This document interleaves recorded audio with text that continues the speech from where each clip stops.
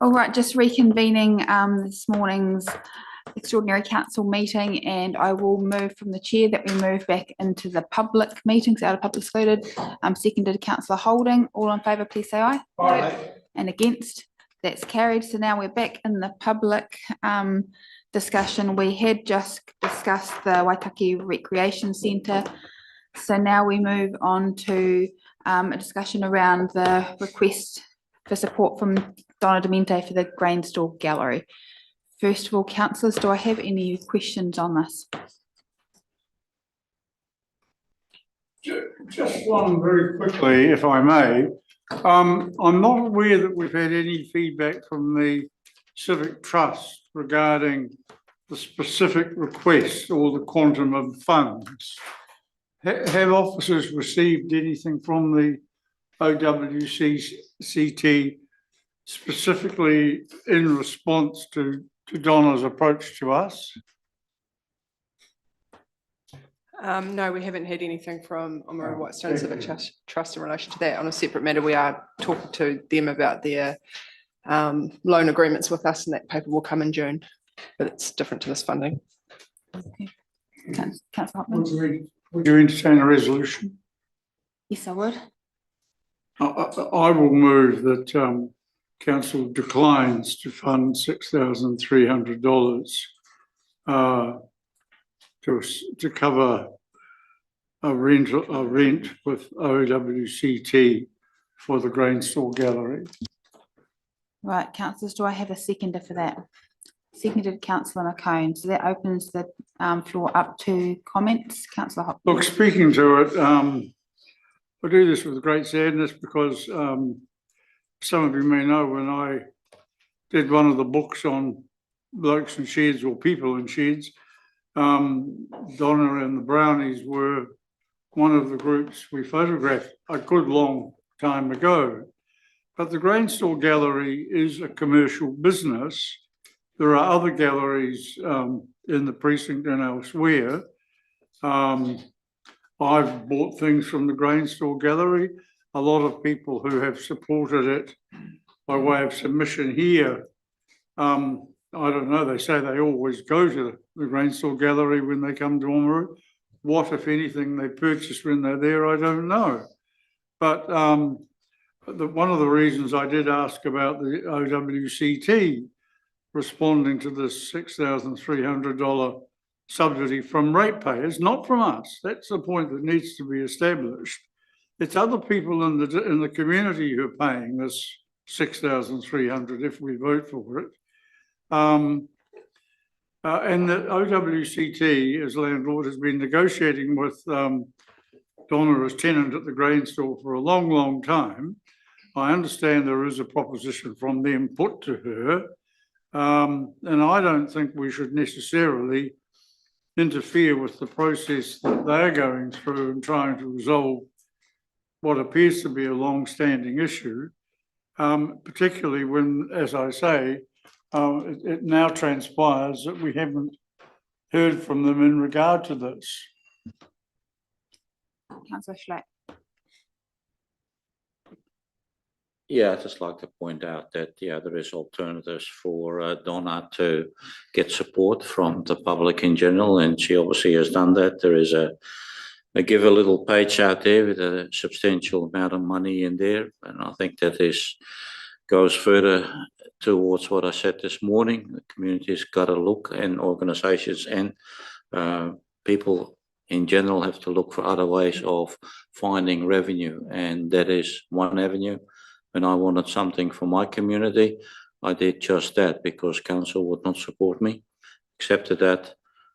So it just proves that there is alternative ways for community. And I think that's a mindset that a lot of organisations within the Waitaki District and individuals got to get around, as in go and look for those other ways that revenue can be gained other than simply going to council and ask for it. Right, councillors, is there any other comments anyone has on that? I guess just from the chair, this is one that sits really uncomfortably with me for a number of reasons. I do think there's a precedent to be made here, and I think that the idea of ratepayers, and you're right, it is not council, it's ratepayers, funding an individual person or their business isn't a great precedent to set. So I do wonder if there's other ways that this could be gone about. And I look at things like creative communities, noting that Donna did say that she has been down those tracks. I think there's a lot of other funding avenues. I think what's probably missing from the mix here, recognising the great community backing that Donna has, I think that her being an individual in some of this is what makes it really challenging. And I wonder if there is more of an umbrella group that needs to sort of help her and could help cover the costs and, you know, look at both her time and rental of the building around some of the events she holds and things. And it could be packaged up quite differently, and it could bring in money from outside, which doesn't need to sit with ratepayers. I do think there's ways of doing it, but there probably needs to be some kind of transparency and a trust of some type sitting over the top of that kind of setup, so that it can maintain a bit of sort of public integrity to the process. That's where the problem comes in here, I think. So as much as I really struggle, because I can see through the submissions that this is something people hold dear, and I really do too. I value Donna and how much she's given to our community and how much she's done for the harbour area, and absolutely don't want to see that disappear. But I think coming back to the idea that we do have a community that's struggling, and to be able to say, hey, we will help one person out that's struggling at the expense of others, is where it doesn't work so well. So Councillor McCone, did you have your hand up? I thought you had your hand up. Did you not have your hand up? No, and I prefer not to make a comment other than it's a commercial entity and it should be treated as such. Right, is everyone all happy for us to put this? So the movement is that we decline the request for support. Okay, I'm going to put that. All in favour, please say aye. Aye. And against? That's carried. Not sure where Councillor Cowell's online was. I'm not high on that one, thank you. So that was carried unanimously on that one. Now we're going to move on to the Waitaki Visitor Information Centre. Seeking funding, and there's obviously been a huge amount of support come through on this. First of all, councillors, is there any questions in this space? Deputy Mayor Ryan. Thank you. I guess there's been a bit of conversation here around in the absence of this service being offered from the Whitestone City, what that could look like in terms of the facilities that we have already, the Forest Gallery, the museum, whatever that looks like. I guess my question is, how far advanced is that work to understand, I guess, what gap we could be looking at in terms of if we are going to do that within our own facilities, you know, how long we will be looking at potentially not having anything if this is declined. I'm not sure who wants to pick that one up. So unfortunately, Mrs. Bailey isn't here. She's got other meetings this afternoon that she's committed to. I know some thought has been given to it, but I don't know that they're particularly advanced, because we need to get to where the council's position was. So there hasn't been a great deal of work done on it at this stage, as far as I'm aware. Councillors, Brent, sorry, Councillor Cowles. Thank you.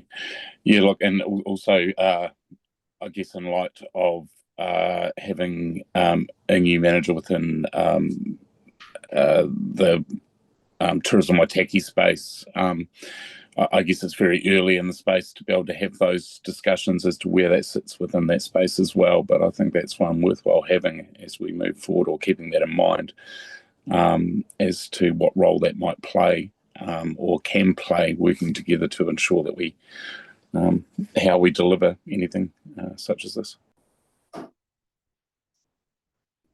Fair comment, and it's something that we haven't had a lot of space to unpack, really. Councillor Lewis. Yes, I agree with Councillor Cowles. I think that there's definitely some discussions to be had with Tourism Waitaki over the funding of whatever that part of it looks like. One of the questions I do have is with regards to a number of the letters of support, whether they were actually supporting Whitestone City, the Visitor Information Centre, or both, and at which point that crossover happens, because there's, given the number of people that have been coming through and then looking at the number of people who are going through Whitestone City, I think there are two distinct areas and two distinct groups. And then it comes down to how those are funded. You can actually deliver information, visitor information in different ways, certainly that don't involve the size of building that Whitestone City's in.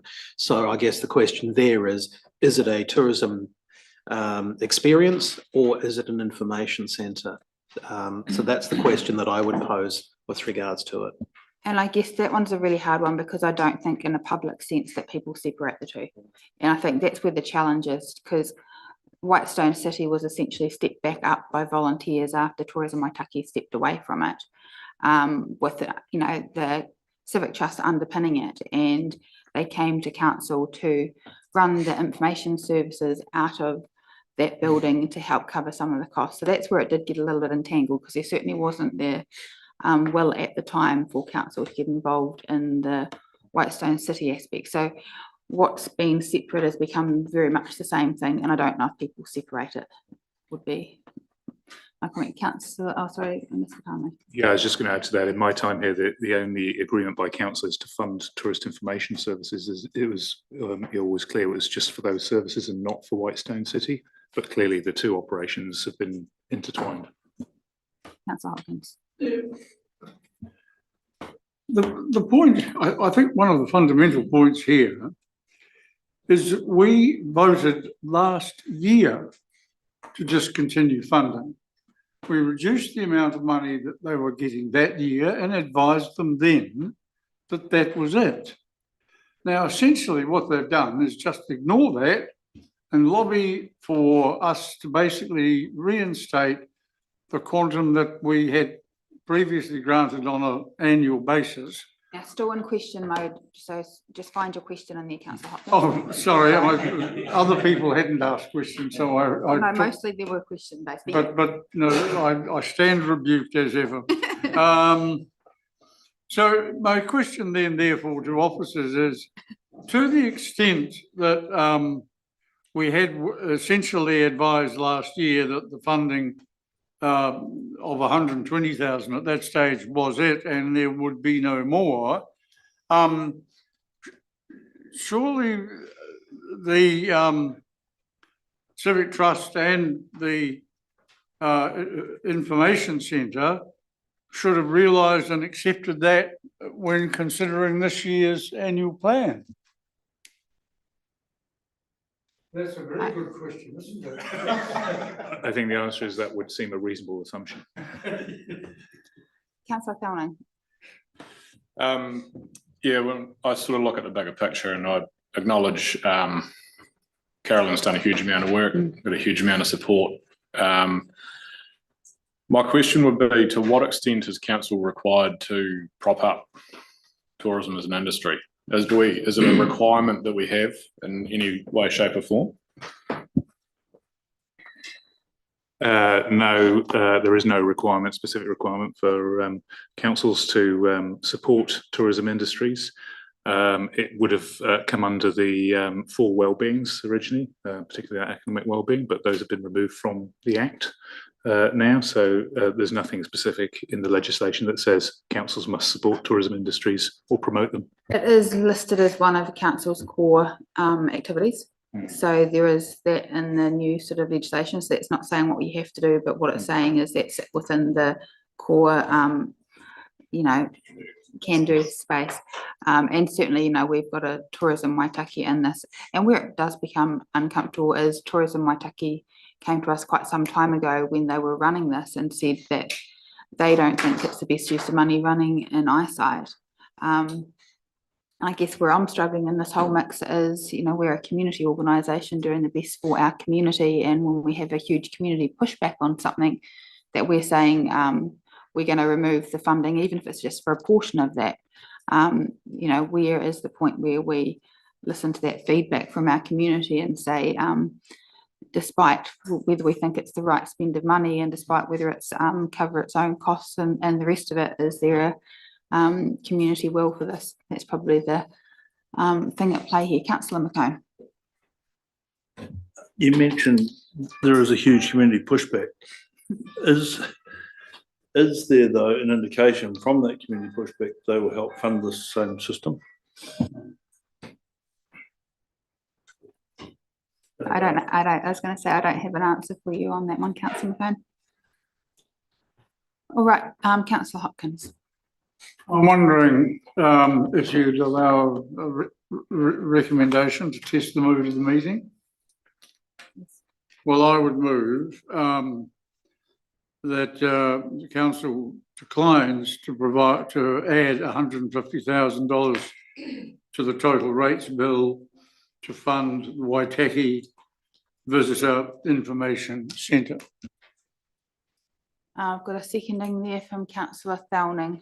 Right, we'll open up for any further comment. Do you want to start, Councillor Hopkins? Well, if I may speak to it, what really came through to me in the other submissions booklet, and I would just very briefly note there are some early submissions we haven't covered off here, but in relation to this, it seemed to me what absolutely leapt out at me was this is a really good business.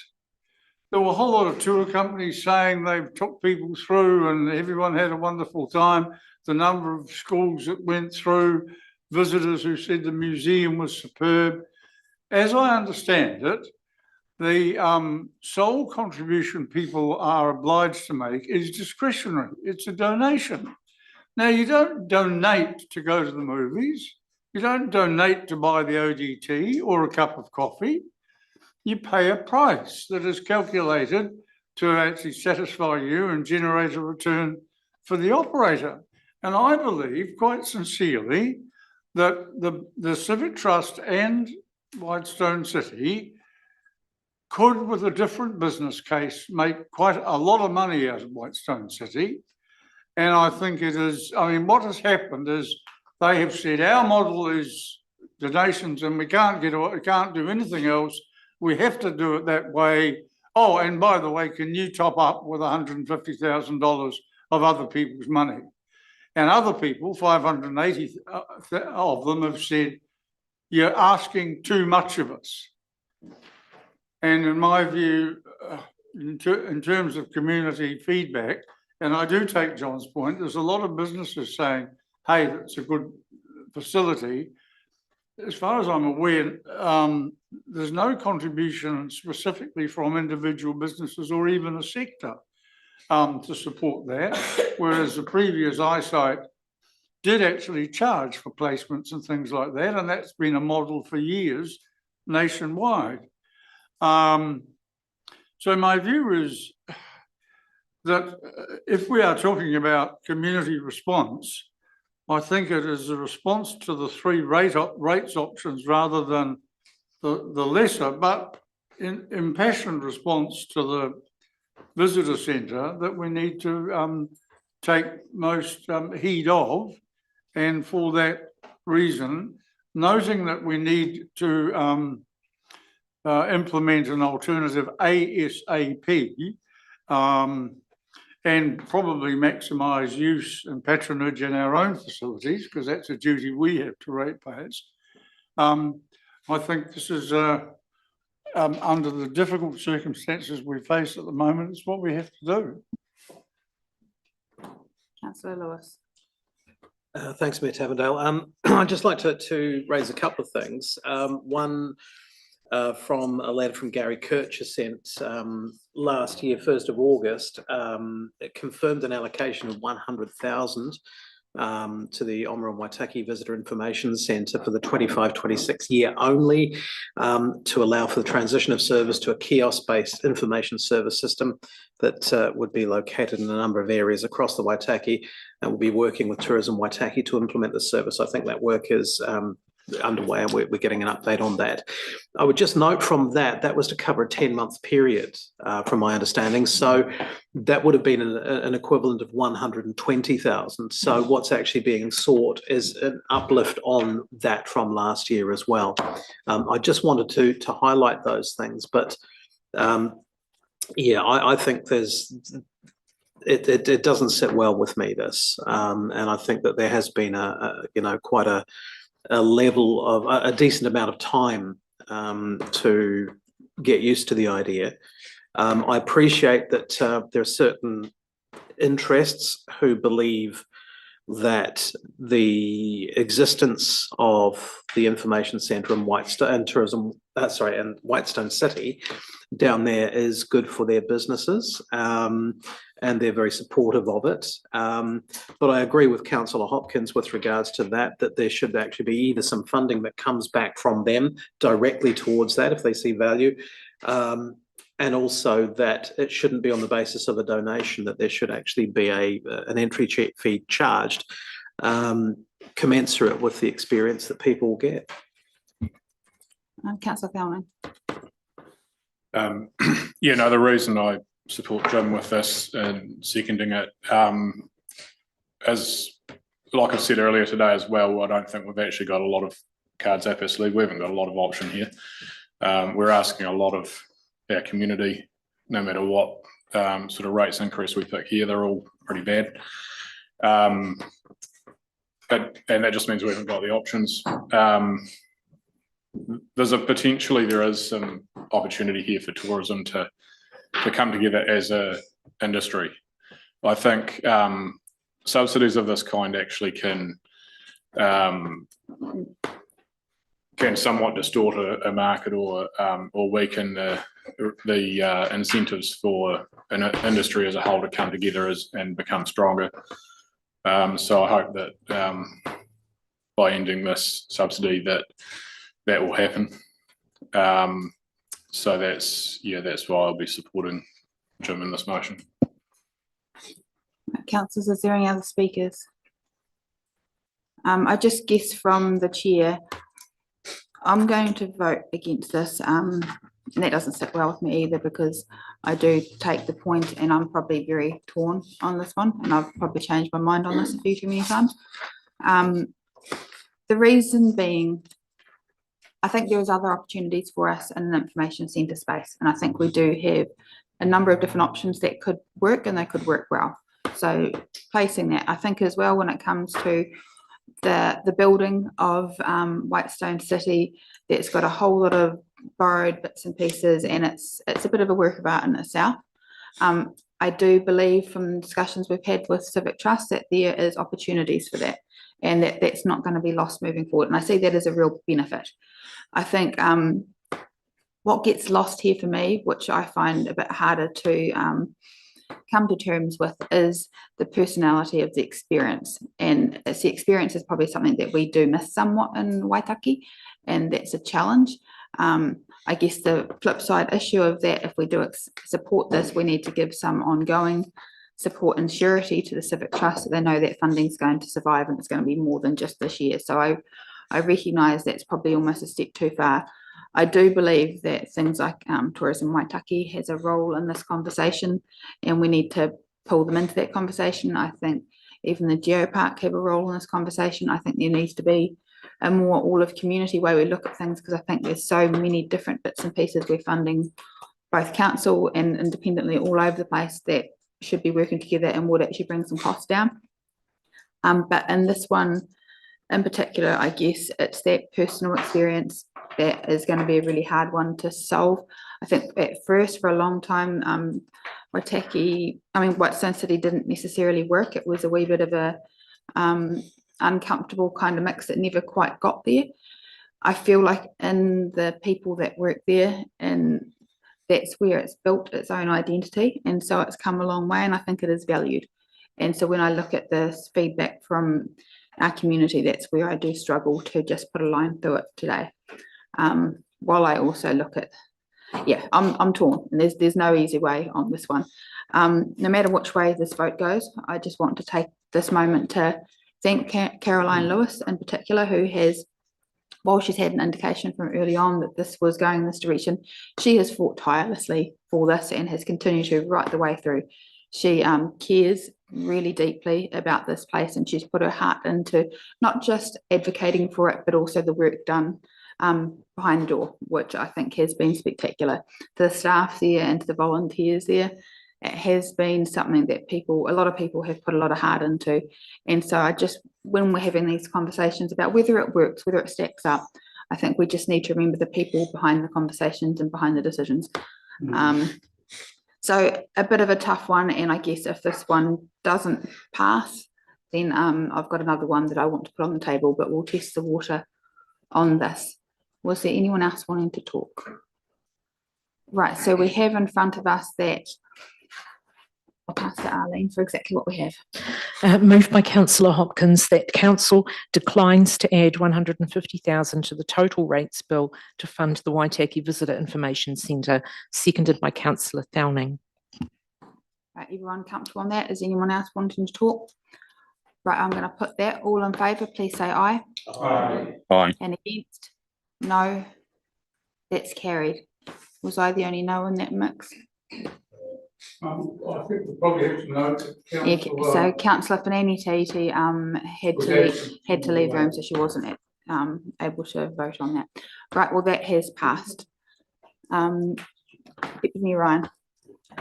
I guess I just wanted to test the mood of the room, given now that we have made a decision there on whether we should be, I guess, reaffirming that support for working with Tourism Waitaki to investigate offering visitor information services from existing council facilities in other locations. And I guess I'd like to put a motion on the table. So that council reaffirms support for working with Tourism Waitaki to investigate offering visitor information services from existing council facilities and locations around the district. I can email Yeah, it to you. we'll just slow that down a week. So that's Deputy Mayor Ryan is moving that, and it's been seconded by councillor Lewis. I just ask one question. You flagged that you had a motion as well. I said the motion if the first one. Is that the motion? No, the motion that I was flagging I had was if the last one wasn't passed. So if there was support to continue funding, I believe we needed to offer a bit of a longer term view to that to try and offer some surety. But with that not having passed, then I don't think it's relevant. Deputy Ryan. Just speaking to that notice of motion, I guess echoing a lot of the comments that Mayor Tappendale just made, and that's a difficult vote to sit with, but I think there is real value in that service being offered in the district, and I would just like to see us continue to make sure that that we're not having that gap in the community, and that we are looking to be offering something in that space. Thank you. Councillor Downing, then Councillor Lewis. Yeah, do we have a seconder for that? I'm happy to second. Councillor Lewis is second. Cool, yeah. So I'm a little bit skeptical about the whole idea of council, or our capital income being diverted to something like that. But I am open to persuasion, so investigating it I do support. But I wonder if we'd also take the Mayor's point that it's the people that are involved in the current one that make it worth considering in the first place. So I wonder if there's a way to include them in that motion, or offer of inclusion, because I think people like Carolyn that are highly motivated would be an asset to any future investigations.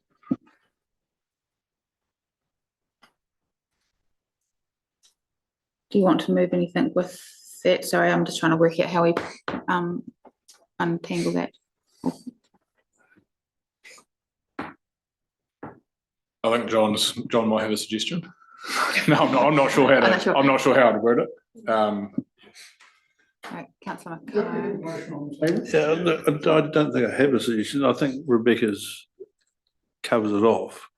So you can take whatever you like out of it. What I've taken out of it, it will start a talk that we could actually put everything under one umbrella and get things motivated.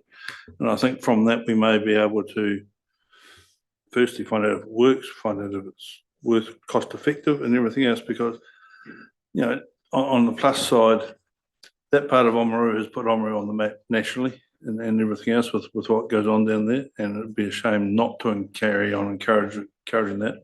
But we've also got to remember that it's the district paying for it, so I think we need to actually involve and do that scoping before we actually start committing district rates to it.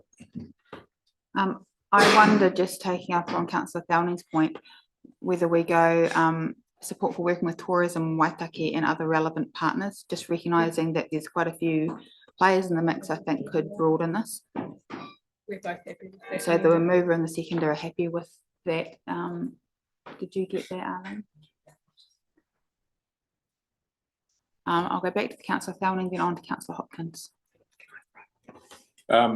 Potentially another one,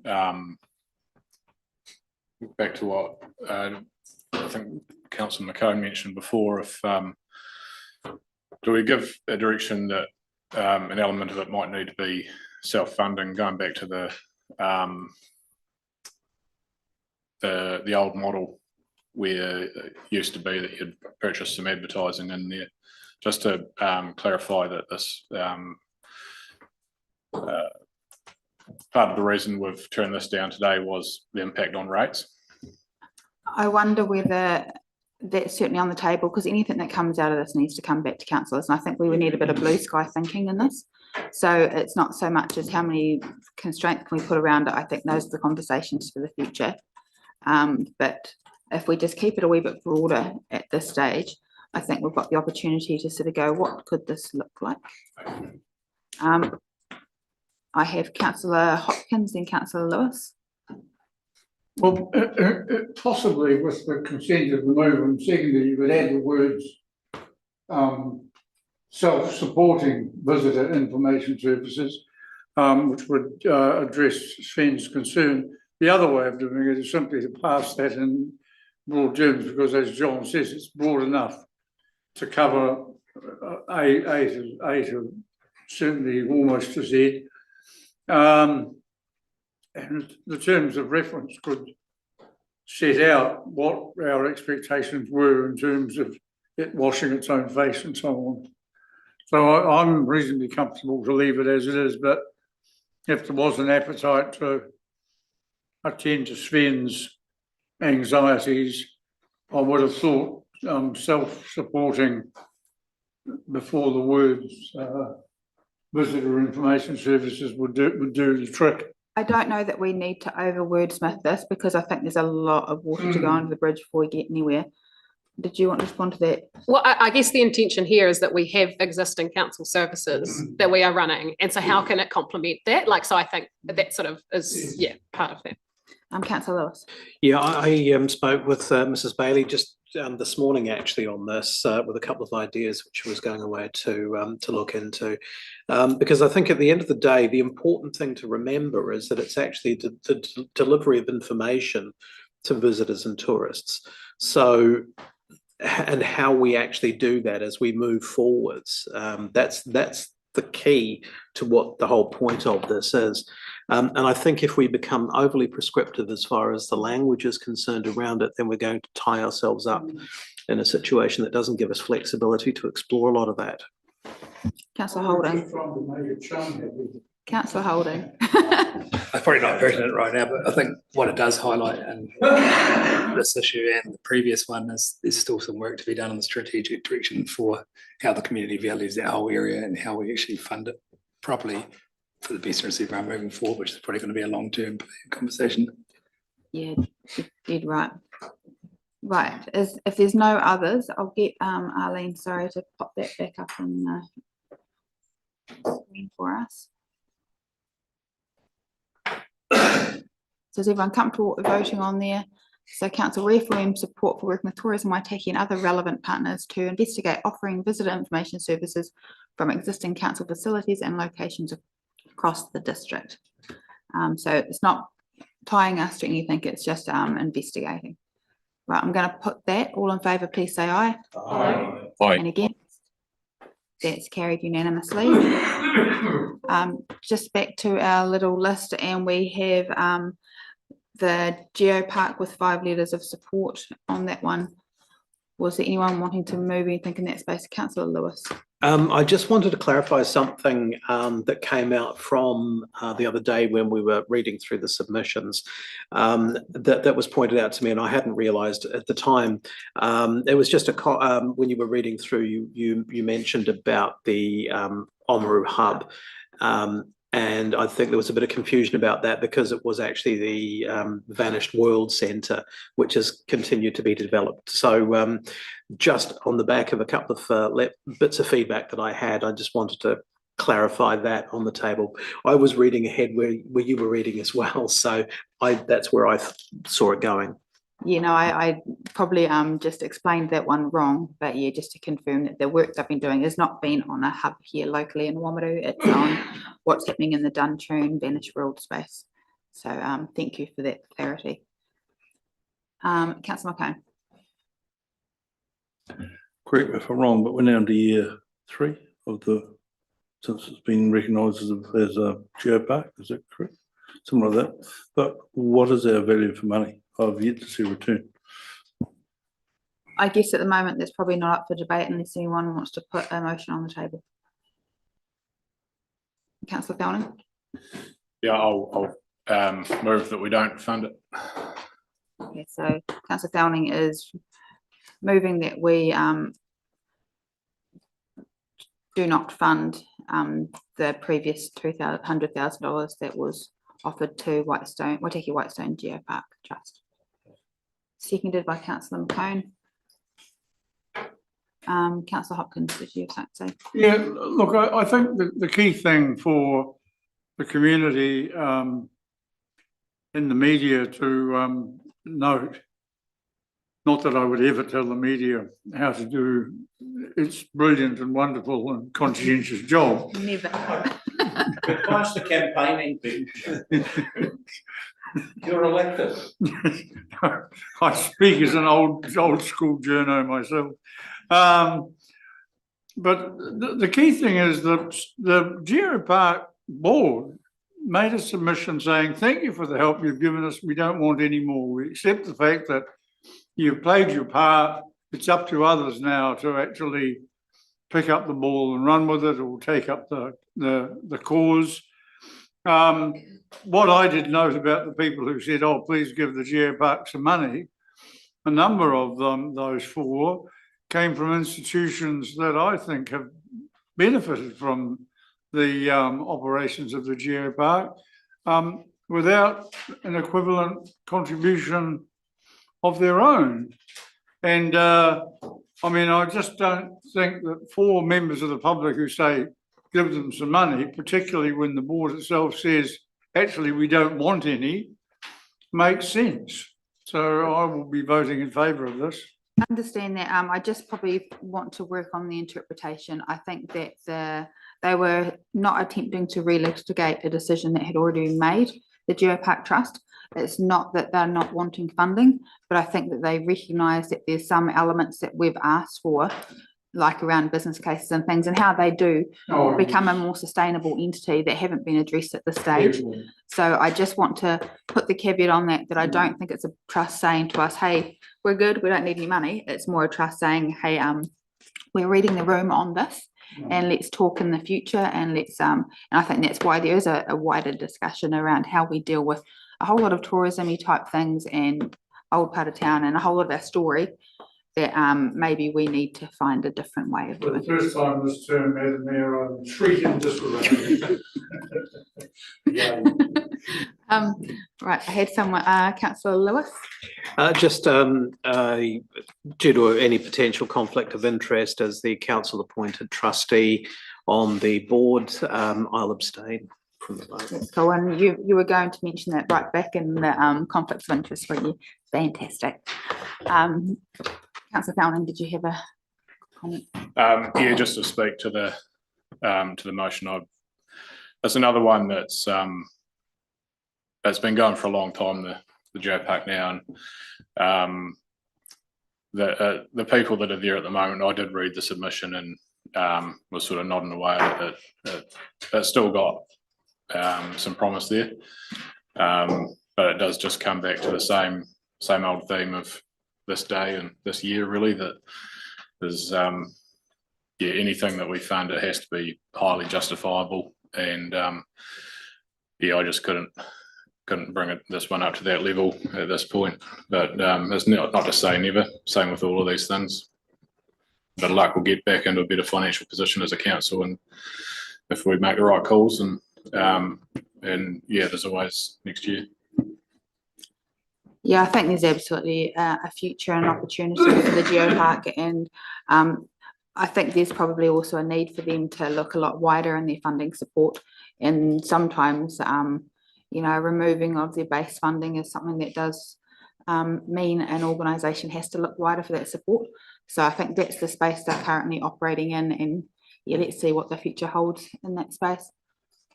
If there's no one else, I'm going to put that. So just recognising it is basically reaffirming not supporting the geopark with funding. So declines to fund $200,000, sorry, towards the Waitaki Whitestone geopark, with Councillor Lewis declaring a conflict. So moved and seconded. So I'll put that. All in favour, please say aye. Aye. And against, that's carried. And just noting, we didn't probably need to move some of those, but I think a clarity on all of these and putting a bit of a line in the sand is really important. Now that probably brings us back to there was an tourism budget that we kind of left on the table based on the conversations we were going to have now. I just don't remember whereabouts that was in the paper. It's page 27.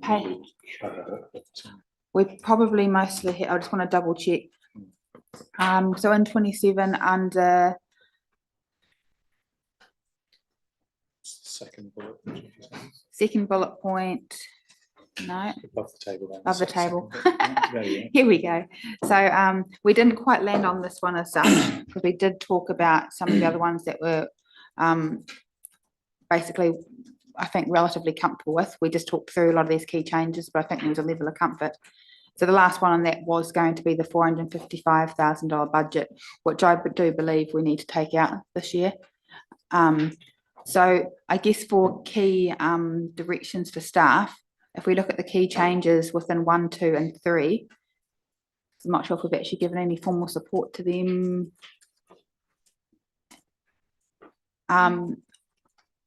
There's a number of savings in there, and we sort of worked through a number of them. Sorry, we're on page 26 and 27. So down the bottom or halfway through the page on page 26, the key changes, and that's the ones from staff. Do you need guidance on those ones? Or are you comfortable they're going to be built into? So in the recommendations, we did ask that you all recommend that you agree to support the changes in the annual plan set out by staff. So that is that 1, 2, and 3, but also the changes to CapEx as well. All right. So in these key changes, noting that when we go back to the recommendations, we can cover these off.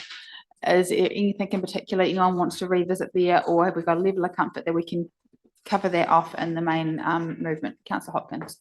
I do have a question. I know that Mr. Palmley said earlier today that the majority of that $9 million worth of Three Water saving was to be, I think you said loan funded. But there must be, in the totality of these key changes, including on 26 and 27, these are the proposed ones proposed by officers. What is the impact on rates as a totality in terms of looking at everything on 26 and 27?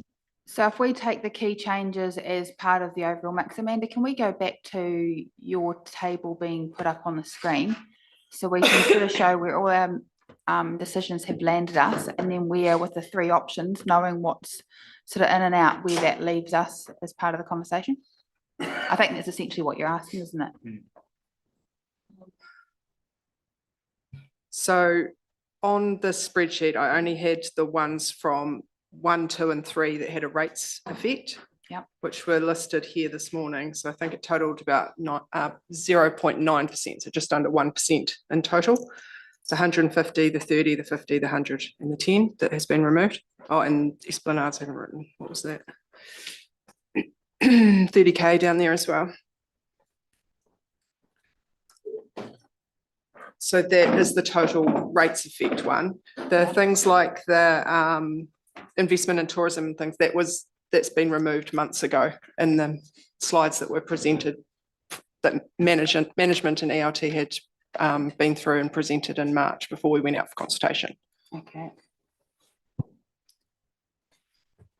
So to answer Councillor Hopkins' question, so the most of what was in page 26 and 27 is capital, so the impact would be on interest payments, which essentially is not going to have much of an impact in the next financial year.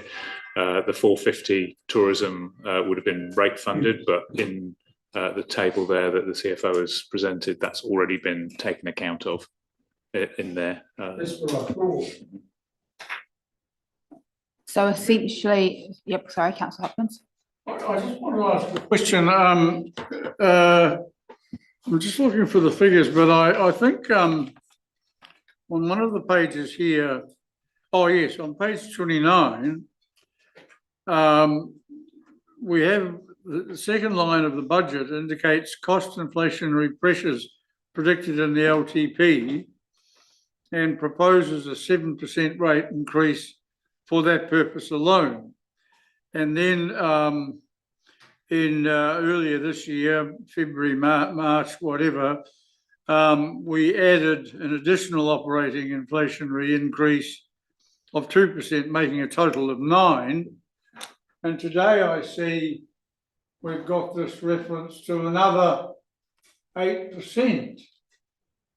Now, that means that we're actually adding 17% to our budgets for inflationary costs alone. And I wouldn't have thought that made economic sense, or that the likelihood of increase was that great. And I believe that could be left at 9 and the 8 dropped. The conversations we've had right through this process is basically recognising that the operating part of our $14 million deficit, which is the 5 million, that is your 10% sitting on there from your 7%, recognising that we'd already seen increases since last year of that extra 2%. So the 19% is what we've seen as a base level going out from council for our discussion. So that still sits there.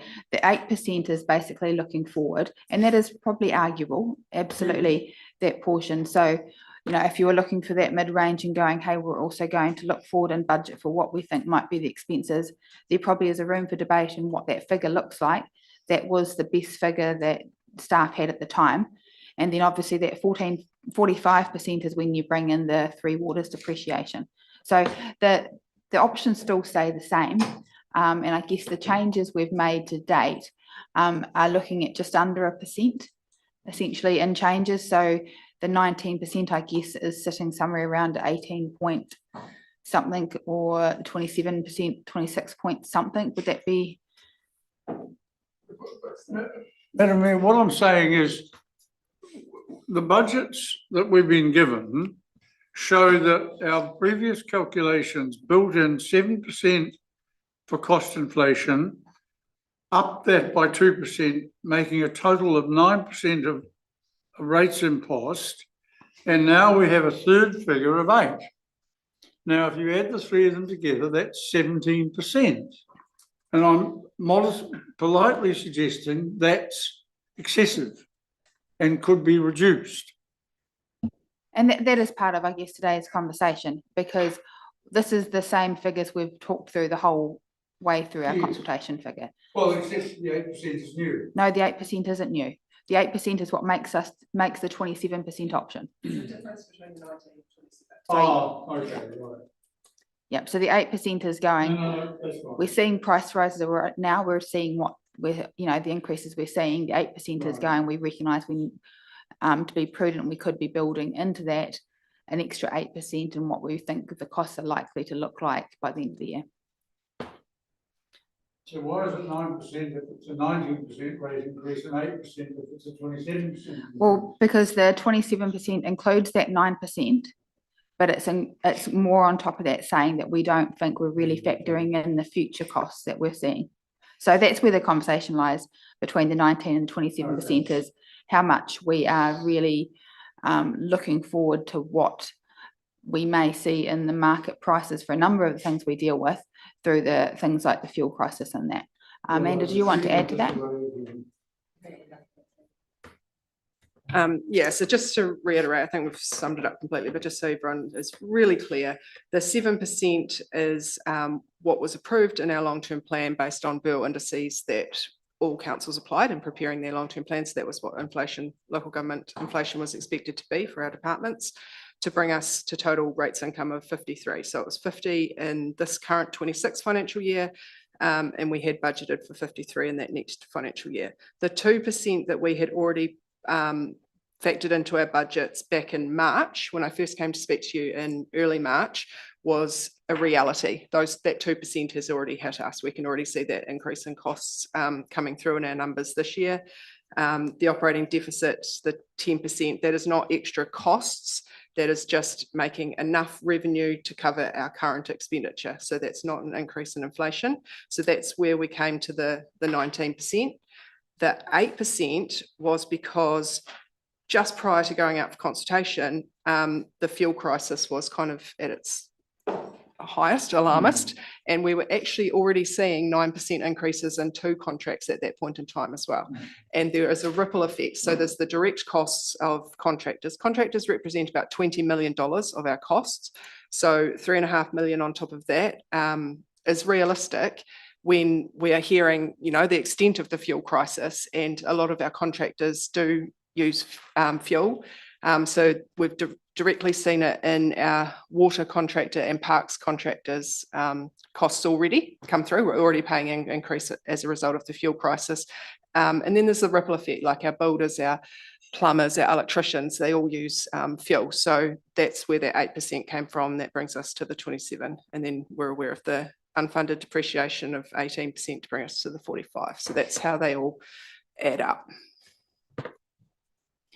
Thank you. And I guess based on today's conversations, am I right, or have I missed the point when I say that there's sort of just under 1% that potentially could come off whatever direction we choose based on our decisions from today? So that was the extra ones that were in here. There was 1% total there and 1% total there. So this at the start of the day, this actually equaled 47% increase, because obviously we consulted on 45% increase, and then we had these extra additional requests would have taken us up another percentage, and then these ones in here that were actually going to be rate funded was about 0.9%. I guess I'm just trying to align in my brain the list of things we did sort of take out, where they sit in the mix. Because obviously we had ones that we could have chosen to add in today, which put things up. But we, apart from the $10,000 for the volunteers, haven't actually included any of those level of funding. Do you get what I'm asking? So I think just to clarify, the request for funding, they would have been meant that we would have had to pay it more than the 19, like the rates would have been higher than the minimum 19% option, because the 19% was the start point, and Amanda had those factored in on top, which meant that 19 would have then become 20% or something like that. Do you mean with regard to the removal of the proposals? No, do you get what I'm saying, Paul?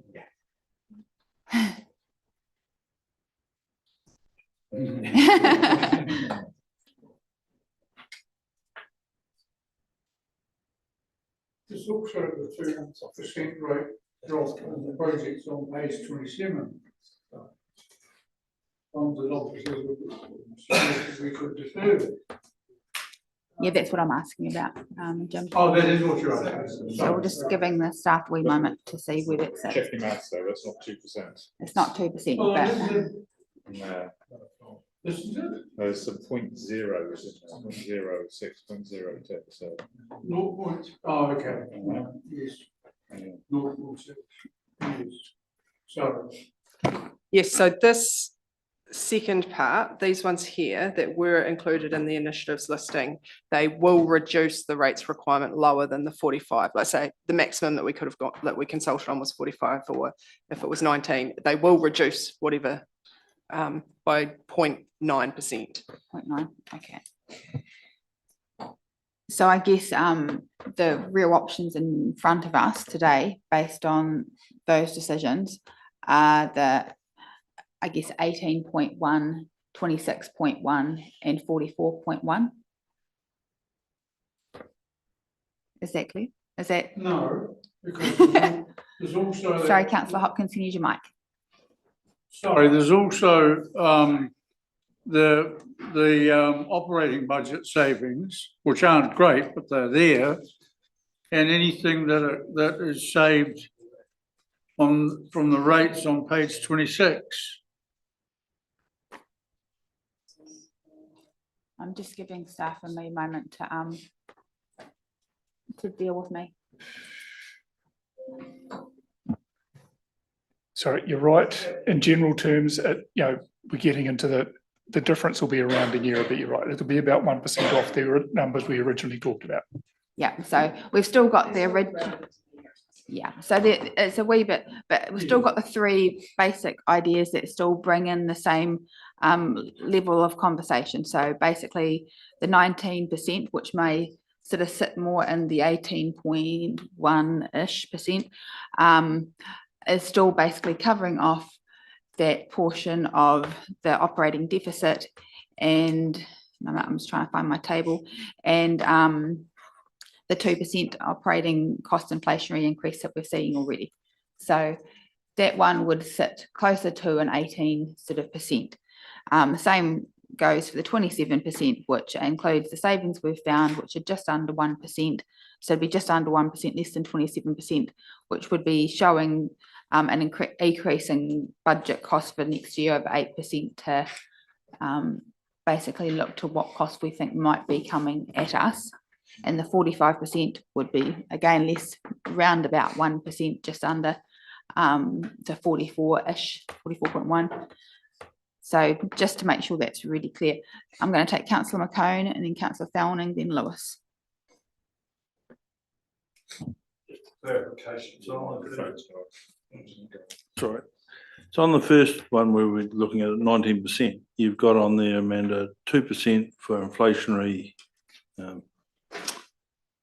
Whatever it says up there, where'd it go? Yeah, 2%, and then you've got 7% above that for the operating cost. So is that just a flat rate of 7% applied across this year's operating costs plus 2% to allow for the unknowns?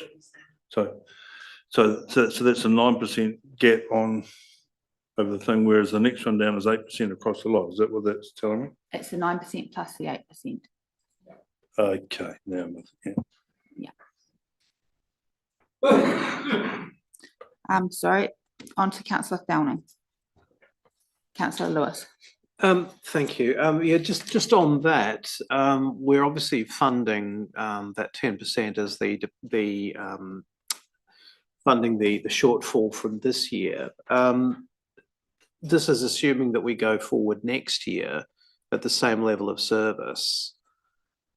Potentially, are we going to be seeing another deficit next year that needs to be funded? And what mechanisms do we have in place to actually to pull the lever on some of the contracts that we have? Because it seems that we've got fixed price contracts, but then we're also copying any additionals that come on there. We don't have the ability to say that's the price, scale it back accordingly. So we're actually not going over the agreed sum. I'll just go to Mr. Palmer. So that's exactly the discussion you should be having through the LTP in terms of your levels of service. I think where things are contracted, you need to recognise that some of those might take a time to work through, where we're committed to existing contracts, depending on what the service is. But yeah, that's exactly the discussion we need to get into. As soon as we've landed the annual plan, we need to get into that LTP, including those levels of service discussion. I guess that was also discussed quite a bit in that fuel workshop that we had as well. So there's elements in the contract where if the third party has a price increase like for fuel, that they can charge that on to us, that they're still, as part of the contract, they are allowed to ensure that they are still making a return on their contract. Just to follow up to that, I mean, are there checks and balances that, when it no longer presents itself as being an issue, that those surcharges come straight off and we don't carry on paying them at a new rate? Yeah, well, I guess the contracts are renewed often enough, and it would be like obvious if there is a reduction in fuel costs, but I can't see it going down very quickly. So, yeah, the fuel claim is basically an additional negotiated item in each payment period. So it's quite clear. And so the discussion would be, yeah, if we start seeing fuel prices move backwards, then we would have an expectation that that would diminish and eventually disappear and revert back to the base contract value. So just to follow up to that, in that instance then, if they're renewed or they're reviewed frequently, do we then, as a variance of contract, not have the ability to say, well, in actual fact, we don't want to spend more, just do a bit less? No, that's just the fuel portion review. So that's basically allowed for in the wording of contract. It has nothing to do with the services that are being delivered inside the contract. It's just purely, this is an exceptional circumstance. There's an allowance in the contract to address it. Once it's addressed, you revert back to the service. So renegotiating the contract is exactly what Mr. Palmley referred to. It's a bigger exercise and we need a bit of lead in time to do that. Councillor Thowling, were you waiting to talk? No. So I have Deputy Mayor Ryan, then Councillor Schlack, then Councillor McCone. Thank you. I guess further to Councillor Lewis's line of questioning, and given the overall sort of theme of submissions asking us what we have already done to address this and what's the plan going forward. And I know that we need to be looking to the LTP in that, but between now and then, I guess I'm really keen to look at how we're being more transparent, or both for elected members and for the community, for more regular reporting and oversight on our costs. But would it be appropriate for us to establish some sort of like ongoing savings and efficiency reporting framework through PAR, so we can kind of monitor that and sort of be having some oversight of those risks, but also identifying opportunities just in general for not only contract risks, but also just general operational savings?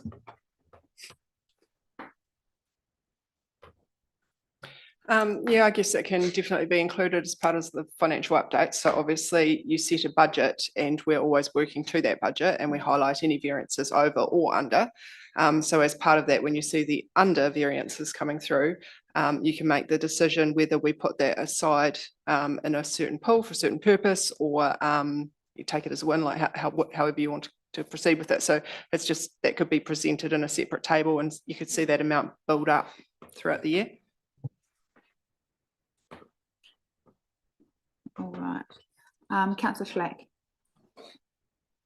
Following on from Councillor Lewis and Deputy Mayor Ryan have said, I strongly believe there is a requirement for further control. I keep seeing in my mind's eye the presentations that have been repeated by Ms. Nichols, with that little thing there which says year after year we ended up in the red with a deficit, a deficit, and deficit. And I think if we wait for the end of next financial year and then see another deficit, then we've lost it. We need to have better control as elected members to see where we are, and there's been a lot of email correspondence about dashboards and see where we are, etc., etc. I don't want to wait until the end of next financial year to learn that regardless of what rate rise we're going to decide on, then to see at the end of the financial year that we have lost it again. And I strongly believe that there's got to be reporting from each department. Probably the PAR is the best there, so that we have pre-warning when things are not according to plan. After all, these are all budgets, they're estimates, they're assumptions, and they can go whichever way. But if we get early warning of that, then we can go back to the department heads and say, hey, what's going wrong here? How can we assist? Where else can we get money from to make sure that that end result, because that's what our ratepayers will be looking for, is actually going to be what we are actually aiming for now. Thank you, Councillor Schlack. Councillor McCone. Yeah, I totally endorse what's just been said. As a lot of you aware, I sent some bits through last night, which I will not read out, but everybody's aware of what my thoughts are. Just a couple of clarification points. So the operational side of things includes contracting and wages, but not interest on debt. Does include interest? Councillor Lewis. Thank you, Mayor Tavendale. Just further to what Councillor Schlack was saying, I think one of the important things for us is, as far as transparency and public acceptability, is the notion. I mean, I've worked for corporations, a number of us have, where there's been a sort of a feeling that I've got this much left in my budget before the end of financial year, I've got to get rid of it, otherwise I won't get it for the following year. And I'm not for a moment suggesting that that's what happens, but I think if we've got clear reporting around these things, then it gives confidence that actually the dollars that are spent are the dollars that needed to be spent on the actual job, as opposed to the dollars that needed to be spent to extinguish the budget that was available, so that funding would come forward again. And it's amazing how often I've seen that happen in corporate structures. So that reporting, I think, is absolutely crucial. Thank you, Councillor Fanini Titi. Thank you. Through the chair, have we considered what I'm not sure how to read this. So we put it out at 19%. Have we calculated the anticipated potential rates revenue loss from parts of the community that won't be able to afford it? You know, like we're expecting everybody, you know, like to be paying at the 19% for starters as the baseline. But there are parts of the community that realistically won't be able to. Have we considered what that gap could potentially be?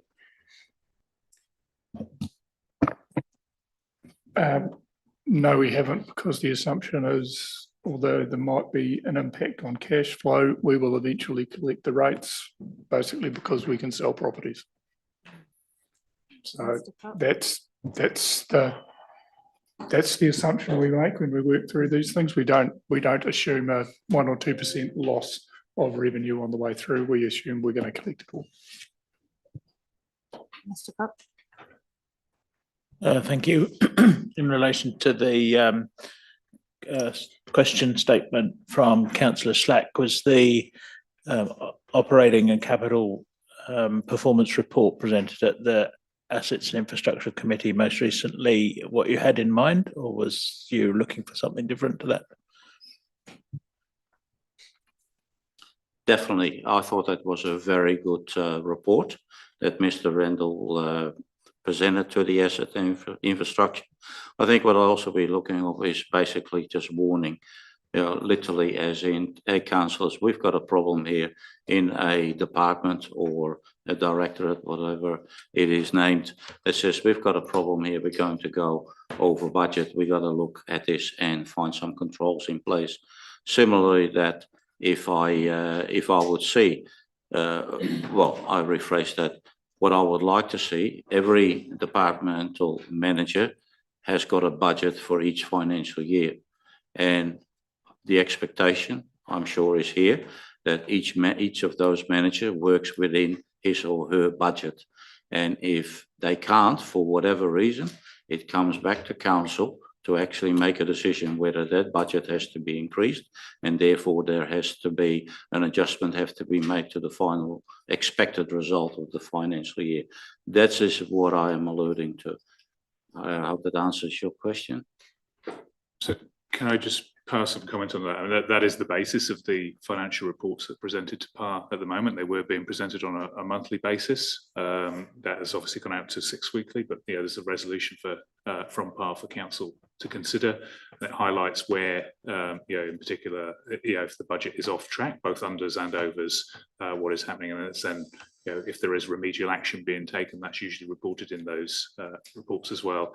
And then obviously now we've got the CapEx projects and initiatives listing that's supplementing that gives you a bit more detail in terms of the CapEx project. So I think this is about maybe looking at the report that the CFO produces for PAR and thinking about how that can give you more transparency on there, or be reformatted so that, it gives you the information. Because I think, and certainly in terms of this year, that, people had an impression that we hadn't controlled OPEX. We had controlled OPEX. The issue in this year's budget was around the revenue coming in from those big projects that we've been delivering. And so, it's difficult to restrict OPEX in relation to income associated with CapEx projects.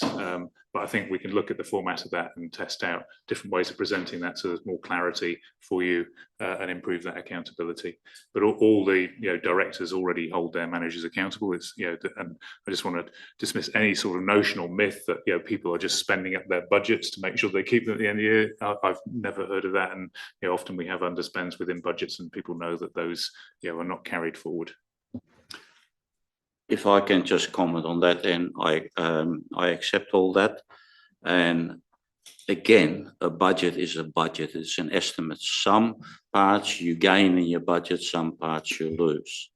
But I just want to emphasize that last report that we had from Mr. Randall that was presented to the assets, I think that would be a very good starting point. And if that was made available, not as a report, but as a dashboard that we can access at any time that we like, that would be good, because that would also take care of the whole 6-week period. I just want to stress, I'm not here to make any department manager's job more difficult, but we need to get out of this vicious circle or this trend where over the last 10 odd years we've come in with results after each financial year that are below for what we actually expected. That is the aim. And if any of staff or yourselves, the ELT, can think of other methods, I'd more than welcome them. Thank you. Councillor Hopkins. Yeah, look, it has just occurred to me, I've been mulling this over. There is something that I know we parked this morning, that's the $2 million new project. Now, that is not, to date, as far as I'm aware, that doesn't have a business case. The matter that is to be discussed in public excluded is to allow the council to enter into commercial arrangements. Can I just pause you there, because when Yeah, you I'm not start, gonna can I say- pause you there while I finish my sentence? When we're talking figures out in public around a public excluded item, it becomes really challenging. I think we need to have that conversation and public excluded next, and that will filter through into, we can even put a rider in whatever we move in this one moving forward, so that it's taken into account in our final annual plan rate setting. No, Madam Chair, I haven't. Just being careful. No, look, it is in our agenda this morning, a $2 million new project. How many times can we highlight it? Thank you. No, well, what I'm trying to say is this. We have not seen a business case. We will have a discussion in public excluded. Well, I I'm think that's suggesting. the way that you need to have this conversation. You know why it's public excluded. There's Yes, I commercial do. sensitivity. And So I haven't- question a business case is a conversation that you question in the public excluded, so we can rightly argue this out in a public Alright. excluded session, because there is a commercial element at play, and all we're doing is potentially driving up any cost implications for our own community and ratepayers. So that is the underlying issue you've got here. When we put all of our cards on the table when it comes to negotiation, we have no place to negotiate from. For So the please record, keep that in mind. Yeah, I understand that, and I've been at pains to ensure that I didn't compromise anything that is in the public excluded agenda. I've simply quoted from You've talked about the figures level that of are in information, which is the a public conversation. report. You've talked about a level of information, which is a conversation to us to have in relation to a decision. I just think you need to be mindful that there's a whole team that are working here on trying to get the best deal for a ratepayer on something. And as I said, when we have that discussion and when you can put your argument forward, which has absolutely got its point, we can then land on an outcome. There's a place for it. So, do we have anyone else waiting to speak? Councillor McCone. I suppose it's a question. I suppose it'll have to be, won't it? So those that put all the submissions in, we haven't really thanked them for what they've done. You know, there was a pretty big call that there was 550 odd submissions, 80 came in. And you know, I personally have had a lot of phone calls myself. And to me, the three main streams or four main streams that came through was accountability and affordability, debt, live within your means, budget overruns, remove or fully reduce unnecessary service. And we've done a lot of that today, but there's only minimal to what we have. And so I'll put my stick in the sand. I won't be supporting any rate rise until such time as we have it in writing somewhere that we are going to fully investigate the operational costs for the running of this building. I'm not saying we're not doing it. I'm not throwing stones at anything else. I'm just saying we owe it to those people that put a submission in to actually put it in writing so we do follow through and investigate it. And where I'm coming from, in the short time I've been in this building, we get sidetracked by a whole lot of other things coming down the road. I know we're short of time, we're short of people and everything else. It can't be done in time for this annual plan, but it must be looked in for the long-term plan, and those things must be looked at very carefully. So, you know, there's a whole lot changing out there. This is here and now, but probably, you know, in 6 months' time, who knows what's going on. So I think we've just got to address what we've got and be fair to those that took the time to put the submissions in. And absolutely taking your point on that, Councillor McCone, I guess that's part of our motion, because at the end of the day, we do need to make a decision around the annual plan setting of rates, as uncomfortable as that decision may be. Yes, and like I said, I would not support any decision until such time as I get a decision back from this side, so that we're all on the same page and all trying our best. I'm not saying we're not, but. Mr. Hope, did you want to? Yeah, really like to emphasise probably points that we've made through at every PAR committee meeting that the chief executive just noted. And yeah, I opened up the PAR agenda again. This is not an issue of costs getting out of control. We reported that we're basically $1 million behind the budget in terms of the costs that we're reporting. And the biggest drivers of those variances are depreciation, which we don't control, electricity, which we don't control, insurance that we don't control. So you take those out and you get back to the level of service discussion that, you know, the point we're raising. Certainly recognise the point that the Deputy Mayor made, that there are some discretionary aspects of some of the contracts that we can bring back to you and have a discussion about whether you sort of want to, you know, it's there to deal with unexpected events. Some of those events we could just ignore and basically allow things to be unrepaired for a while. That's mostly, but that's, you know, something we'd want to talk to you about. Something that Councillor Lewis raised was, are we going to be facing the same sort of deficit again next year? Well, you know, essentially this is what we've been talking about. This brings the revenue and the expenditure basically together. You do that once and then you've got that pretty much in line. So it's more of a CPI adjustment that you're looking at going forward, not, oh, it's another 5 million, it's another 5 million.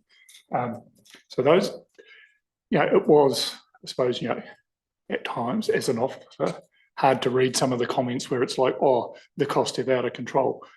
It is a revenue issue where we've probably been over optimistic about how much revenue we can generate from third parties. And that over a number of years has caused the position we're in.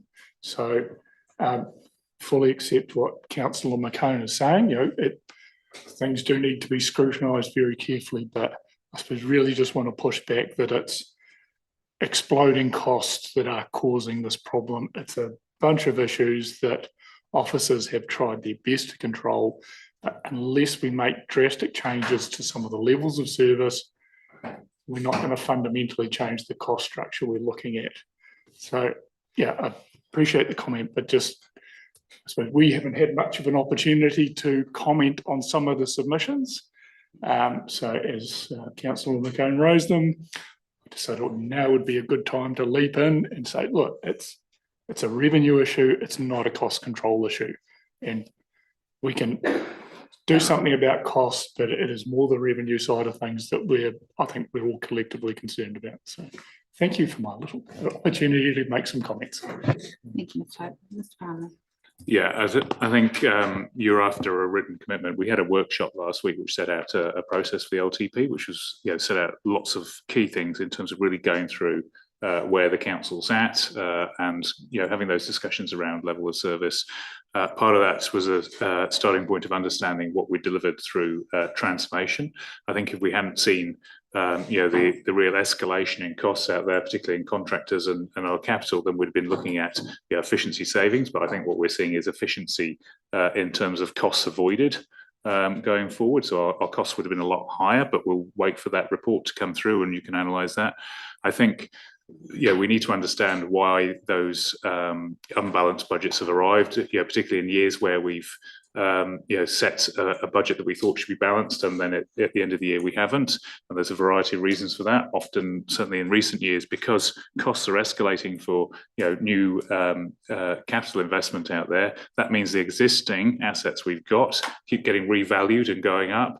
And therefore, we're out of kilter in terms of the depreciation and funding of depreciation of those. So there are some complex factors in there, and I think it'd be good to have some analysis of that to understand that. But the LTP process that was set out was that start of what you might say is the written commitment to go through this organisation and really look at how it fundamentally works, and that's necessary because of the water transfer. We're going to lose a huge chunk of this organisation, 30% of its revenue.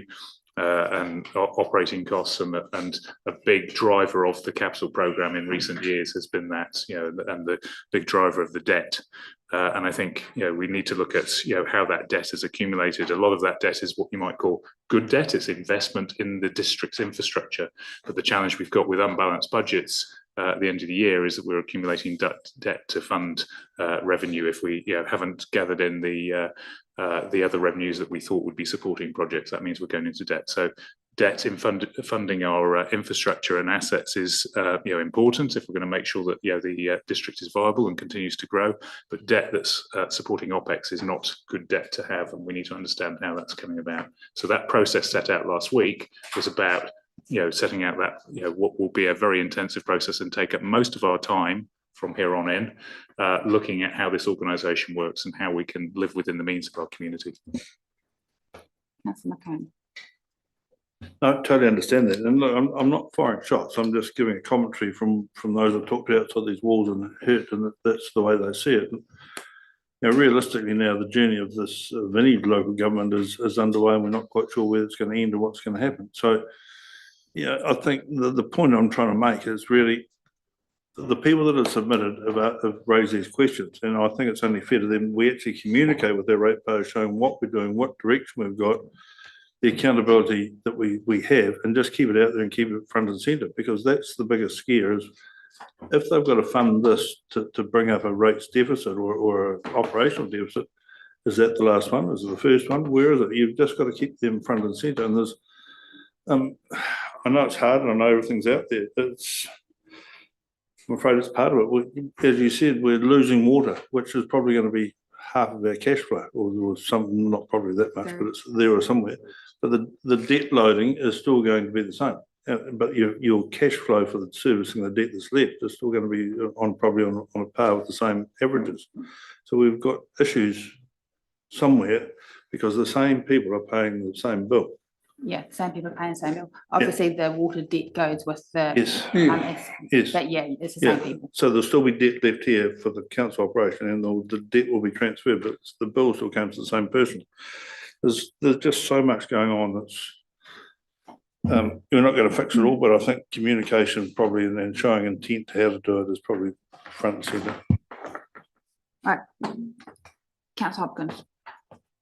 Yeah, the bill will be going to the same person, but it won't be the same bill, particularly after the water services are transferred to a CCO, and as we and everyone else has predicted and accepted, metering is introduced. And at that point, people will have much more control over what they pay and how they manage the bill they do have to pay. My point is this. Paul mentioned depreciation as one of the things we can't control. Well, That's true, but it's also not true. We can look at unfunding and we can possibly modify our asset management plans to perhaps extend the life of assets that would in turn reduce the quantum of depreciation. Depreciation is the elephant in the room, and it's putting smaller councils out of business. And every revaluation basically makes it more and more difficult for ratepayers to pay forward, as well as pay everything else they're being asked to pay. And unless and until that massive issue is addressed, councils of our size are going to flounder. Our only solution is to either unfund depreciation we're funding now, or to find new ways to do work that is much, much cheaper and therefore reduces the revaluation and subsequently the depreciation.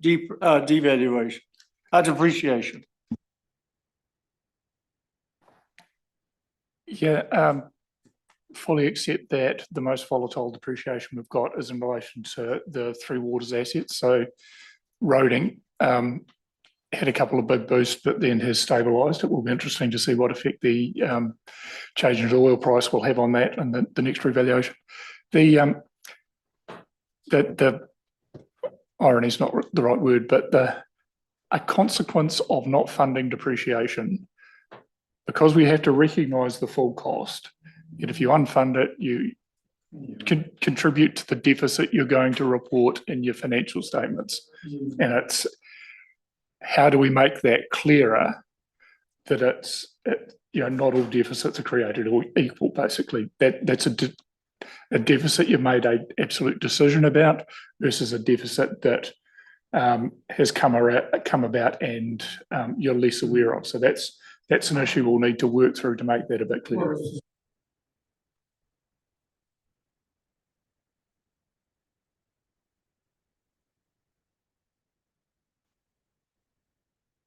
Sorry, I'm going to bring you to page 19. Now, this is where we're going to step through slowly just what we've worked through today, and it will land us on a conversation on a number. Recognising Councillor McCone's position, I think that there is a potential something that we can move in that space, which can ask for that surety that you're looking for, Councillor McCone, but we'll come to that. So I'm going to bring you to number 1, which is receive this report and the public submissions, the 26-27 annual plan consultation considered at the deliberations on Tuesday 19th of May and Thursday 21st of May 2026. I'm going to move that from the chair. Do I have a seconder? Thank you, Councillor Linwood. And just to speak to that and echoing Councillor McCone, we received a huge amount of feedback on this and really want to highlight that we are taking it very seriously as a council, and we're trying to find a palatable way through. Not easy in this environment that we're operating in, but want to thank those that either put in the time to put in a submission.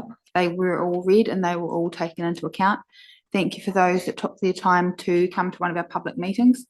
And we will continue this work, and we're going to have a whole lot more in the way of public conversations when it comes to the simplifying local government proposals and what's on our table. I think that the way forward is certainly finding more sustainable ways of operating, and that's a conversation that we're really keen to move into. And as hard as the timeframes are around the annual plan, at the moment we do need to make a decision because we have so much work to do in the future for local government sort of space and moving into the annual plan, because that's when we can talk about where we do find savings, what we do as a council, what we don't do. But yeah, just if there's any other comments just on the receiving the report and the public submissions, councillors? No, I'm going to put that. All in favour, please say aye. Aye. And against? That's carried. Moving into agrees to, I'm going to move that we agree to support the request for, no, sorry, not support, agree. How do I word this? Because we've already voted on them independently. Do we leave that out because we've done the independent? You can either delete that or just say you agree on the request for funding as resolved above Okay, so agrees on the request for funding is resolved above, so that basically shows that we have resolved a number of the requests for funding. So I'll move that from the chair. Seconded by councillor Downing. Any question on that? We've certainly done that vote on all of those. So all in favour, please say aye. Aye. And against, that's carried. So now we're noting the summary of movements and the projected rates. So that's what we've been looking at today. So I'll We've got three. So on to number 3. Oh, sorry, I missed that. Agrees to support the changes in the annual plan budget as per attachment 1. I'll just bring us to attachment 1. So for clarity on this, this is the key changes noted in that attachment. Right, so that's moved by councillor Hopkins, seconded by councillor Schlack. Right, is there any question or any comments on that? Right, I'm going to put that. All in favour, please say aye. Aye. And against? That's carried. And just noting councillor McCone's, was that yours a vote no, councillor McCone? Vote against that. Right, so now we go, sorry, to 4, notes the summary movements of the projected rates as per attachment 1.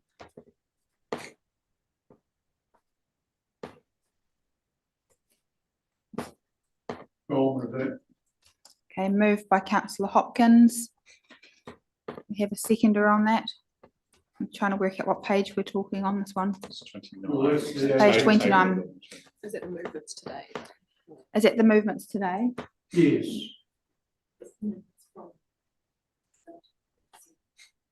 So I guess we're just noting the original table, and then we move on to what our decisions are from that. Is that what we're doing? Noting resolution. So it's moved by councillor Hopkins. Did I have a seconder? Sorry. Councillor Lewis. Right, any conversation on that? I'll put that. Just very briefly, I think the key thing is the next resolution or recommendation. If I'm voting on this on the basis that the summary of movements relates to the proposed changes from officers and from ourselves, and the summary is that at the moment we're sitting at, I think your estimate was 18.1. Am I correct in assuming that's what 4 means? Yeah, so we consulted on 3 options, 19, 27 or 45. So it's a decision on that. But yeah, the rounding will come out in the wash. Yeah. Right, so I'm going to put that. All in favour, please say aye. Aye. And again, No. that's carried. And noting councillor McCone voted against that one. Right, we're going to move on to, okay, this is the big one. Confirms the decision on the rate requirement is consulted during the 26-27 annual plan. Can we put that table back up again, Amanda? Is that okay?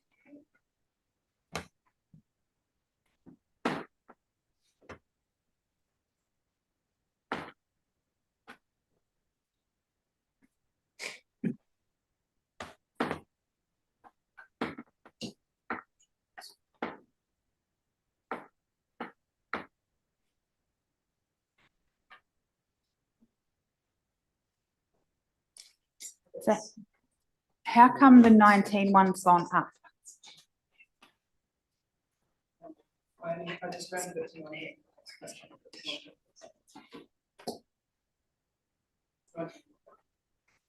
I'm guessing I'm trying to understand why that one's gone up while the other 2 have gone down. Because it would have been 19 point something higher before we went out for consultation. It was just rounded to 19 for simplicity in the workshops earlier.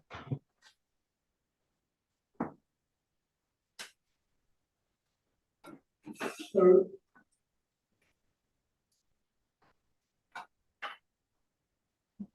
Right, I'll start on this one if anyone has any further questions before we try and.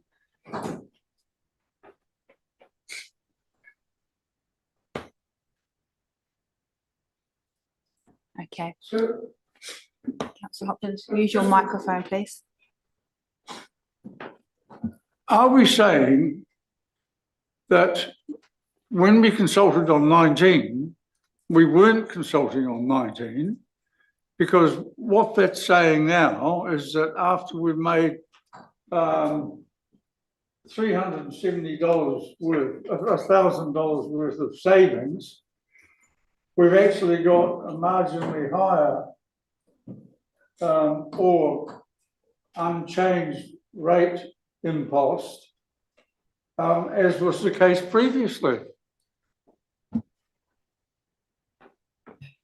Sorry, the 19, we just, for simplicity, we consulted on 19, but it might have been 19.4 or something, but we can make it 19. It will come out, it's a rounding thing. These are all rounded to the nearest million, all of these dollars, like we're working with millions, not thousands here. So the 370,000, it's a big number, but in the scheme of our rates number of 60 million, it's a very tiny percentage. So when we've gone out to the community, we haven't spoken in terms of specific 19.48% or anything specific like that, because it gets really confusing, and that can move when you change the budgets by a couple of thousand here or there. So we've just kept it simple.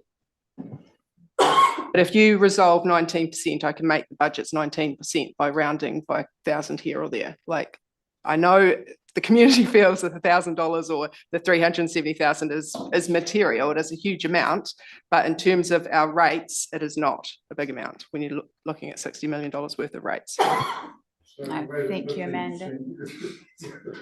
All right, well, based on that, and this is not ever a fun discussion, but I'm going to move from the chair that we, what's the actual, confirm 19% as the rate requirement is consulted on during the 26-27 annual plan consultation.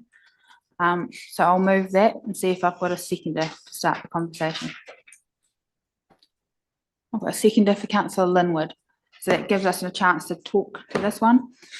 I guess for myself, this still doesn't sit well, and you know, we heard lots of feedback saying that the 19% is way too high, and I guess we've been putting a bit of work in trying to see how we can get that down. So that's probably where there's a little bit of concern that you go through a bit of pain in conversations, but it doesn't make a lot of difference, which is always one of the hardest things I think that we deal with.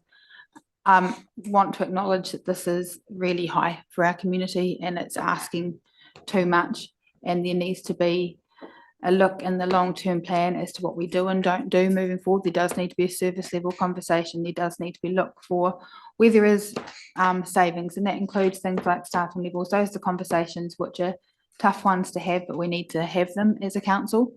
I also recognise that at 19%, we're not allowing for any real increase in prices that we're actually likely to see coming forward. And there were some people saying be a bit braver than that. I guess where I sit on that one is, it's one thing for us to be brave as council, and I think, you know, there is an argument for that, but there's also an absolute affordability question in this, where some people in our community, and it's not just on rates, but some people in our community are really, really hurting. In fact, even those that probably sit in what would be once seen as a middle class, or however you want to put that, are hurting. And that's across the board. 19% is too high for our community, and anything higher than that is massively too high for our community. I think we've sat through some really horrible conversations that were needed, and what it's done for us is, I think it has really changed our thinking on a lot of things. And I think a lot of the conversations we've had today and decisions we've made on the want to haves versus the must haves have been really tough, because our community wants a lot of us, but it's hard anytime you cut anything. So today has been a really tough day, and I think I want to acknowledge that for councillors and for staff, because these aren't easy conversations, and I certainly won't be sitting anywhere near any social media pages, because there's always plenty of people that have a lot to say. I guess my commentary to that is, these conversations are tough, but we need to be realistic about the situation that we are operating in, which is in a space where not just our costs, but everyone's costs have gone up, and we can't just stick our head in the sand and pretend this is not happening. So with that being said, I will kick the ball out there for someone else to take it on. So Councillor Lewis, I'll pass to you first.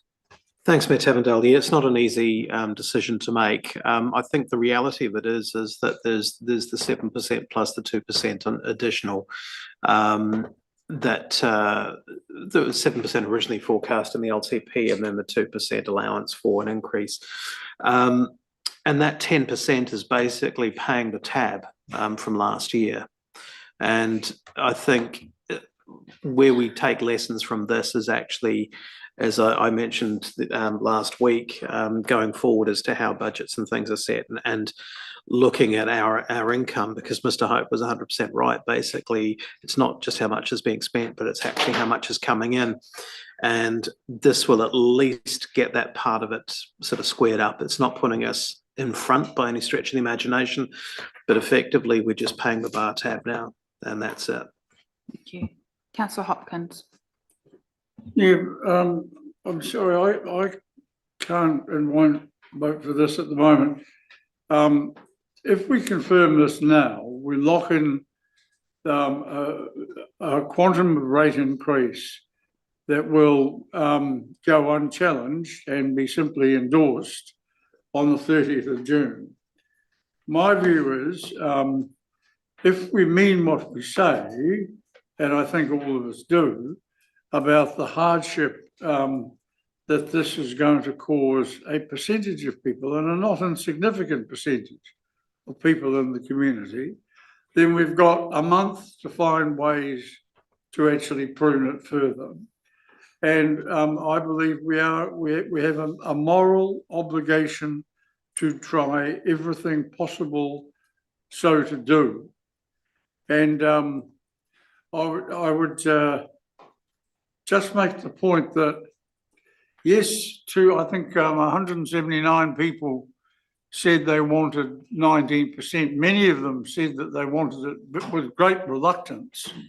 But the biggest number of respondents of the 580 were 191 people who said they didn't want any of our options.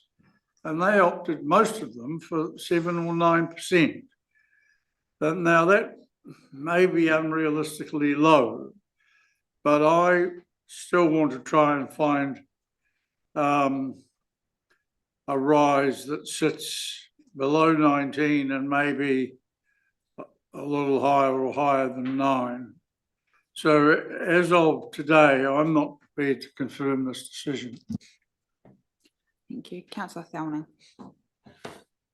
Yeah, well, I think we do have to make a decision today because we'll run out of time otherwise. But and it is a tough one, and I take on what Jim said and Mel. There's a question that has no answer, is how do we protect those that can't afford it? And the answer is actually we can't. 19, 27, 45, it's all very high, but I mean, part of why we got there was actually not facing up to the actual costs in previous years. And if we just make the same decision this year, then we're just going to make it worse in the future years. It's just mathematical.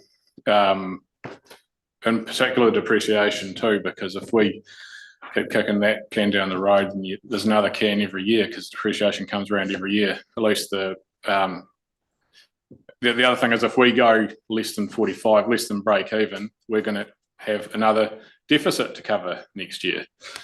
Because John's right, the only way to actually fix the problem is to spend less. We can't do that in the annual plan. That's a long-term plan thing. We're about to go into that, and there's going to be a lot more really uncomfortable discussions like we've had today. There's a lot of stuff we don't control. All the inflation, there's not much we can do about that. But if we don't properly face up to to what we already know in terms of the inflation, then we don't rate for that. We'll run out of money. We'll run out of options very quickly about the projects that are halfway through, and that becomes really expensive if you have to abandon something, if you can't meet your contractual obligations. And I just go back to the root cause of how we got to where we are. was choosing not to rate appropriately and cover your costs, and it just gets exponentially worse every year that you continue to choose to make a deficit. In my opinion, it's probably not too stronger words to say that would be choosing to fail from the outset. We're choosing to have a deficit, it's choosing to fail. We've got our hand has been forced right now because we're nearing the debt ceiling of 175% debt to revenue. That's another point. If we reach that, we can't pay our bills. We're already got to the point where we're borrowing for operational expenses, which is terrible financial practice. It really is.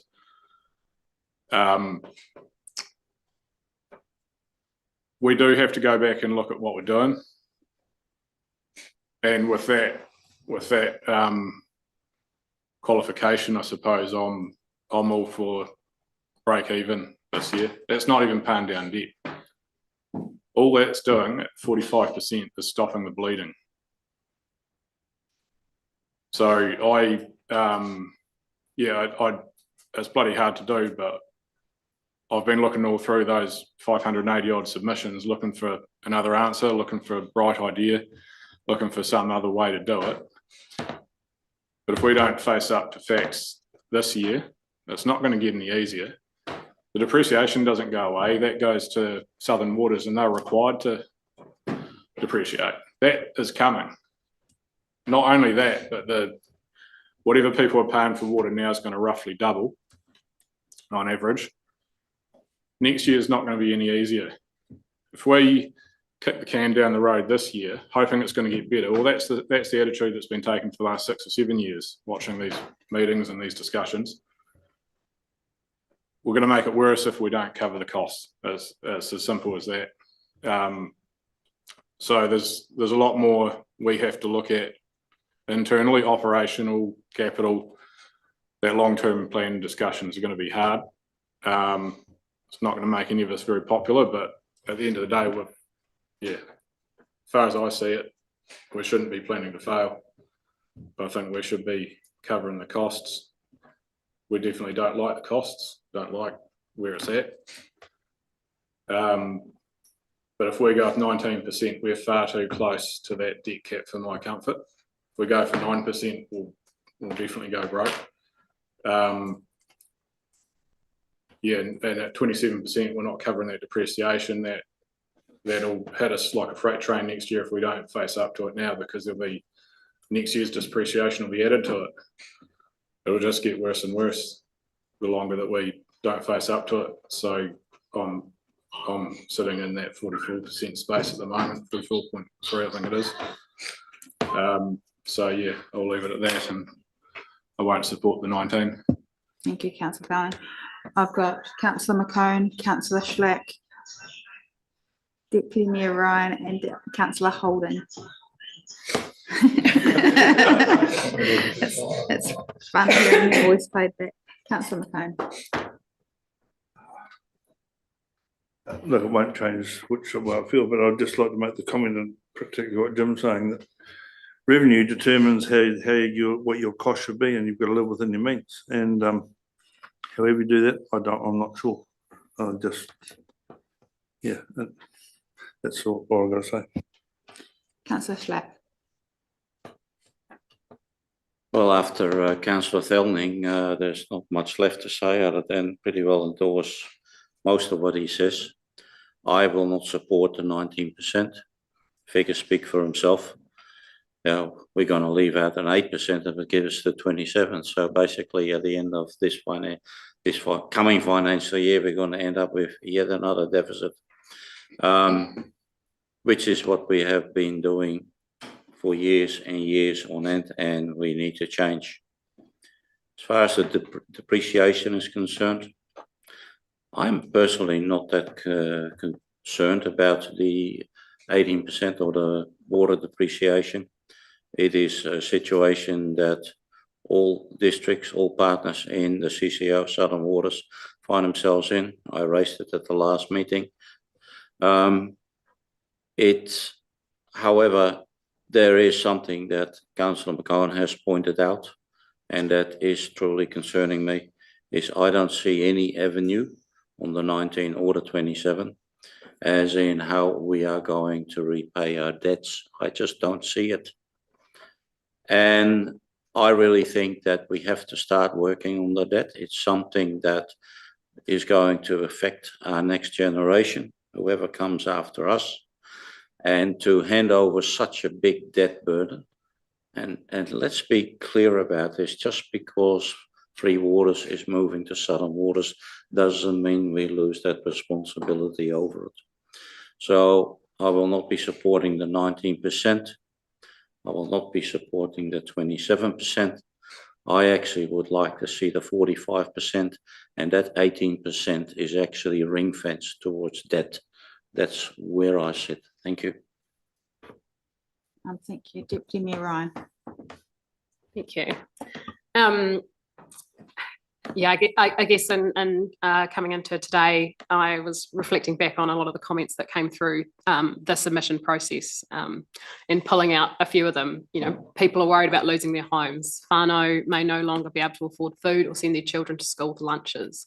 Families may also be able to heat their homes over winter. The impact and stress of this will significantly affect people's mental health and overall well-being, and those sort of comments have weighed incredibly heavy through this process. But also alongside that, the questions we continue to hear were, what is council itself doing and what is the plan going forward? And I think it's a fair and reasonable question for the public to ask of us, given what we've gone out to consultation asking of them, and it's a question that we've been asking as governance as well. And when we start repeatedly referencing the strength of the community feedback and the affordability pressures that we're under, I think our decisions also need to reflect that. And many of the submitters weren't asking us to simply cut anything and everything. What they were asking is that, I guess asking us was whether we've properly challenged ourselves first. And something that I really want us to see going forward is greater transparency and reporting of how savings have been identified and achieved, and how they will continue to be scrutinised going forward. I think in many ways the transparency and the understanding of that is as important as the savings themselves. And we just continue to hear that through the submissions process. So I do want to foreshadow a notice of motion based on the discussions that we've had today on what reporting could look like over the next year. Because everyone's right, we can't solve it today for this annual plan, but I really want us to be keeping that in mind as we work towards next year's long-term plan and looking at efficiencies and savings, not just waiting for next year's long-term plan. Because if we're asking households to absorb these increases of this scale, then people deserve the confidence that we are applying that same level of scrutiny to ourselves as we are to the community. And I guess I worry a little bit about some of the decisions we made today that have a very real and widespread impact on our community for less than a 1% saving. I think going forward, we really need to be making more strategic decisions, not simply reactive ones that have contributed to where we are now. And I guess to Councillor Fowning and Councillor Shack's concerns over about over the next year, I think we need to keep asking ourselves the much bigger question of how are we genuinely doing the best we can for our future generations, because they're not only inheriting our debt levels or our balance sheets, it's the social consequences of these decisions that we're making now. And so good governance is not simply about reducing expenditure, it's about understanding the long-term consequences of where those reductions fall, because eventually the can does run out of road, and when that happens, the future generations live with the outcomes of whether we made strategic decisions or simply reactive ones. So I'm not comfortable with any of the options in front of us, but I will support the 19%, but with foreshadowing that I would like us to really be continuing to work for efficiencies and savings and opportunities during this financial year, not only looking ahead to the long-term plan, because we need to. Thank you. Councillor Holden. I probably just listening to the conversation, I think all the councils are right. All the options are probably financially prudent there to get the district on a more sustainable footing.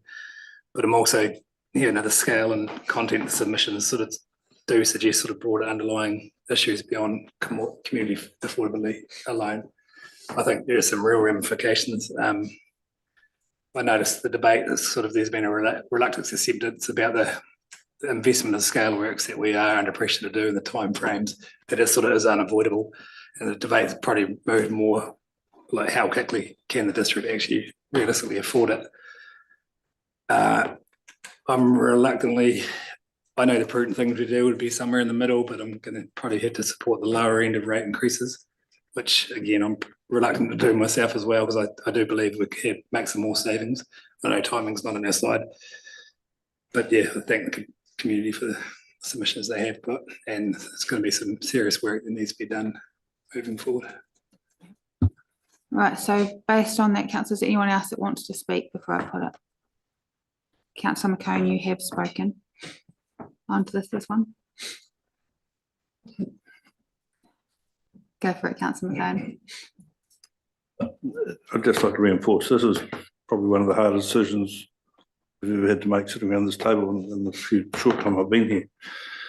Also recognise though, and I'm probably firing a shot at our critics, that we're all ratepayers.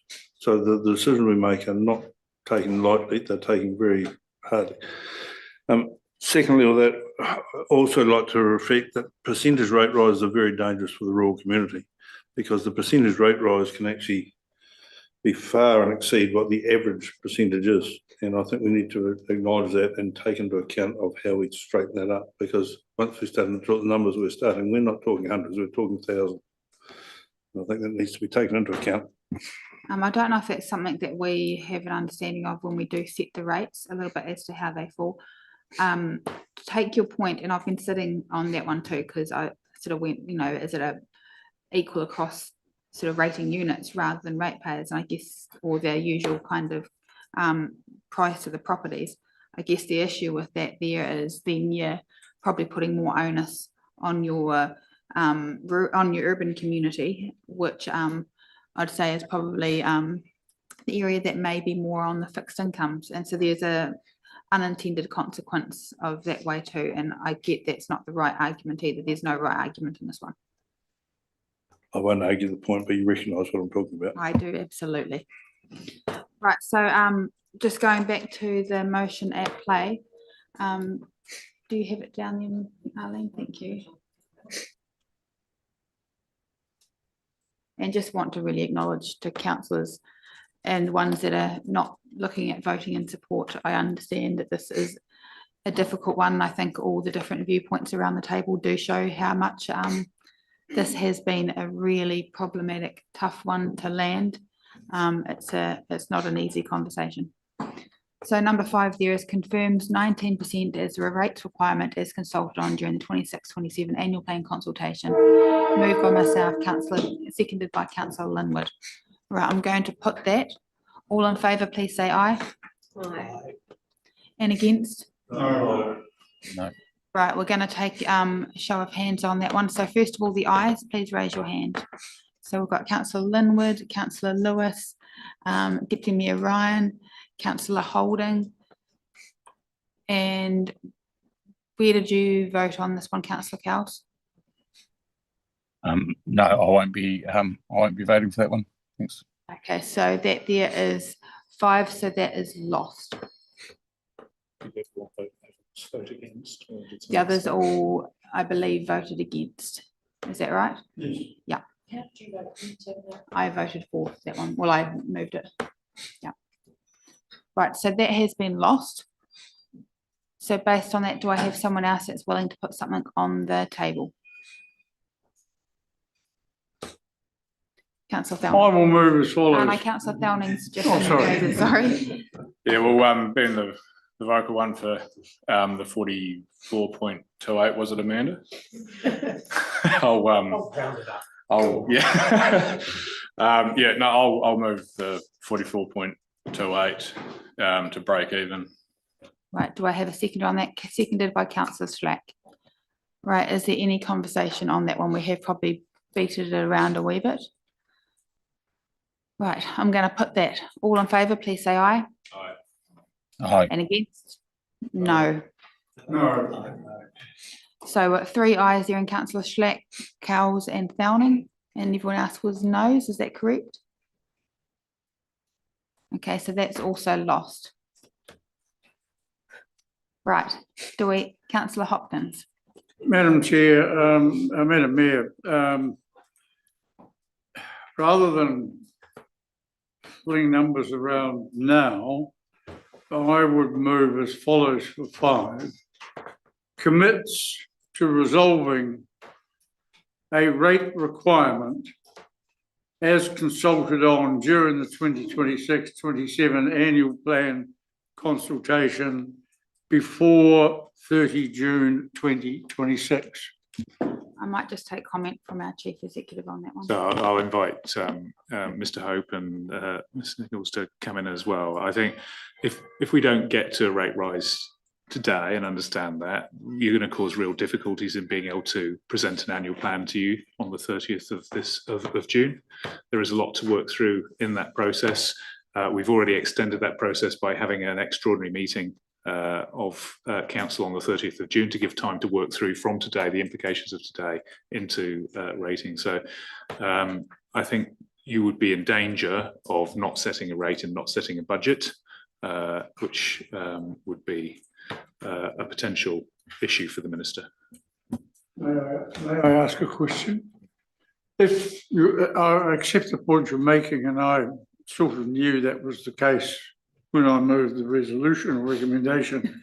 But no. What I did say before June 30. How long would you need, assuming we came up with a figure?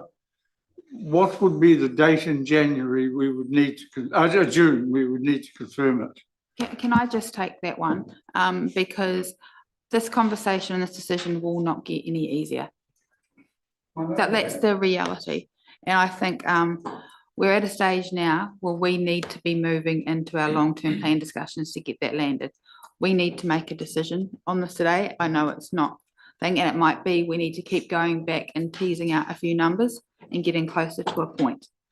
But I would really caution against us walking out of here thinking that that conversation is going to be easily had another day and we're going to land somewhere. This conversation will not get any easier. Councillor Thelner. Question for Paul. If I was to move 27% flat or absolute increase, is that is now a good time to do that, or do we deal with that at a different meeting? The distribution of the rating. No, just to emphasise the point that the Chief Executive made. So this is the day you need to make a decision on the size of the rate increase. How that's, acknowledge what Councillor Hopkins said, but the simple logistics, we could go away and work for 2 weeks and we'd come back and say, without changing levels of service, we've found another 100,000, which makes no difference, other than we now don't have time to formulate an annual plan, we don't have time to set a rate, and we're rolling this into the next couple of months, which it means you've got even less time to deal with the long-term plan issues that I think we've all acknowledged are very meaningful and very significant and will need significant input and discussion around this table. So it is just deferring the inevitable. If we basically need to come out of this meeting with a number.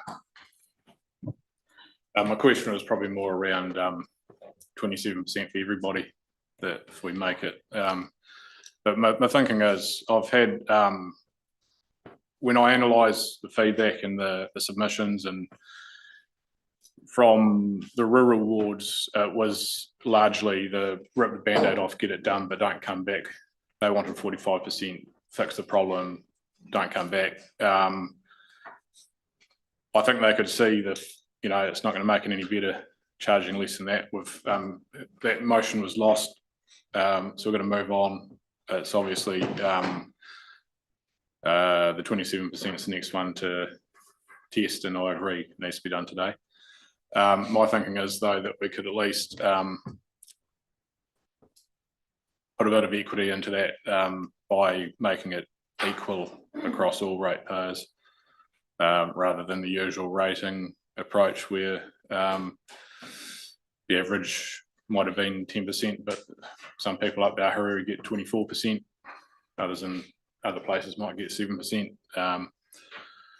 so that it's, it also add a bit of simplicity to people's understanding of it in such an unusual year. So, with such extreme rate rises. So my my question comment was, how do we go about that? My comment on that first. So I think my concern with that approach is that you're arbitrarily changing your rating policy. And the rating policy is quite a complex document, which is about assessing levels of service that people receive.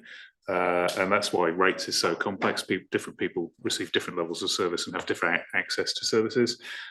So, I think we couldn't tell you what the implications of that was now and how fair or unfair that would be and how disproportionately or, people are impacted by that. But I think I'm up to, Mr. Hope or Ms. Nichols to, say a bit more about that. But it sounds like a change in rating policy without understanding the impact of that. I guess, just to put to the meeting, recognising there's a number that want to go higher, and I think we could test the 27%. But I also think we aren't going to fix the issue we're in right now within the annual plan, because I think that there's a structural issue here. And while we're in that space and still looking for ways we find savings moving forward, let's test the 27% if you're willing to move that. But then I think if we aren't able to pass that over the line, then I suggest we actually go back and talk the 19% again and see if we if anyone's willing to move on that, because it might be the way we get some movement forward. So are you willing to move the 27%? You're right, I'll move the 27%. Okay, so let's move councillor Thowning. Do I have a seconder? Oh, sorry, do we? What was? We already have a motion on the table moved by councillor Hopkins that council commits to resolving a rates requirement as consulted on by June 30th.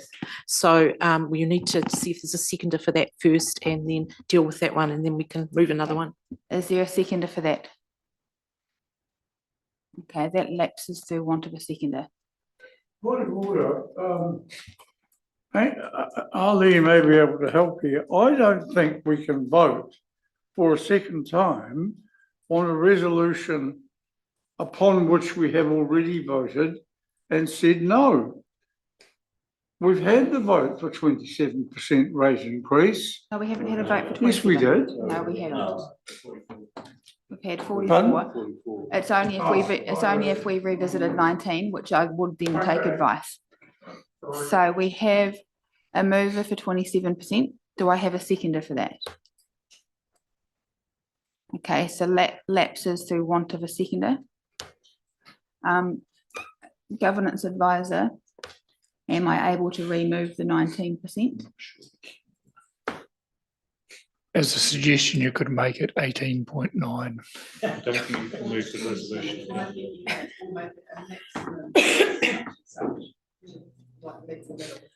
Councillor Holden. Councillor Holden. I did think, sorry, Sven, I just thought the summary of those submissions was a wee bit different than what I had. It was quite loud and clear that, there's demand for stronger financial prioritisation and a very clear expectation of council to cut around cloth first and non-essential, defer or cancel projects, levels of service, reduce overheads further. So I would like to move that we go out with 18.1%. 18.1. So we're looking at 18.1%. I'm happy to second that from the chair. All right, is there any conversation on that, councillors? Yes, Councillor Hopkins. Yeah, look, if we are serious about addressing the concerns of the community and managing a rate increase that everyone who has spoken has said is going to be a punitive impost on a significant number of people, there is a $2 million new project that could come off the table now. Okay, just so you know, that would be debt funded. It would make no effect on our budgets for this annual plan discussion. Because it would be debt funded. So it's still a conversation for us to have. It would make zero impact on today's discussion. So I think we need to be clear on that. So we have a mover and a seconder on the table for 18.1%. Do we have any other discussion on that? Right, I'm going to put that. All in favour, please say aye. Aye. Can I have a show of hands on that? Right, we're certainly not there. And against? That's carried. I mean, sorry, not carried, that's lost. Getting late, sorry.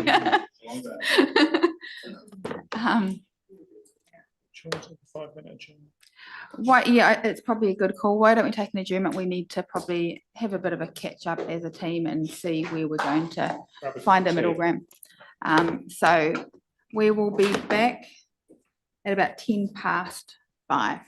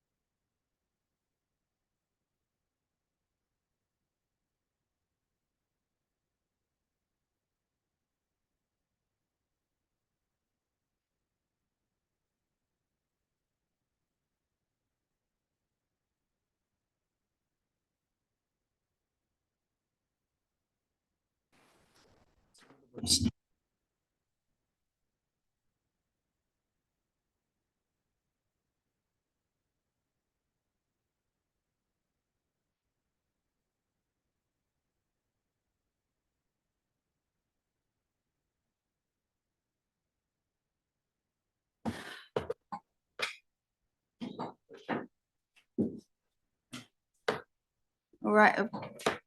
Apologies, that break went on just a wee touch longer than I hoped. I think it's fair to say this is a really challenging conversation, and we have viewpoints that are at all ends of the room. And I guess that the thing is that none of them are wrong by any stretch, and that's probably where the hardest conversation comes from.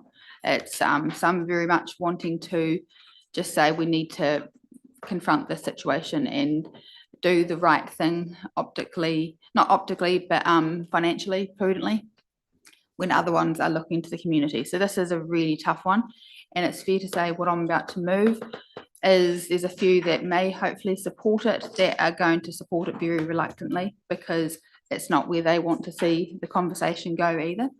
But I think recognising that we need to come out of today with a figure, and we need to move into what the long-term plan is next, which is very much looking at the how we do find a more sustainable way of working through. So from the chair, I'm going to move 22%. Arlene will move that into actually a proper resolution for me. Can I move that with a second with an A underneath that? Yes, so I've got Deputy Mayor Ryan, who is willing to second that, but she's going to add an amendment or extra to it. Yeah, I'm willing to second that with, I guess, a part A underneath that, which is that officers continue to identify and implement efficiencies and savings opportunities during the 2026 to 27 financial year, with regular reporting to the Performance Audit and Risk Committee on savings identified and achieved, prioritisation rationale and operational efficiencies achieved, which I have just sent to you, Arlene. Right, so we'll just pick that up, and I'm quite happy with that as mover, so thank you, Deputy Mayor Ryan. Right, so while that's getting put up on stage, on screen, do we have, it's obviously been a long day, do we have any comments on this? Councillor Hopkins. Yeah, well, sorry, I think this is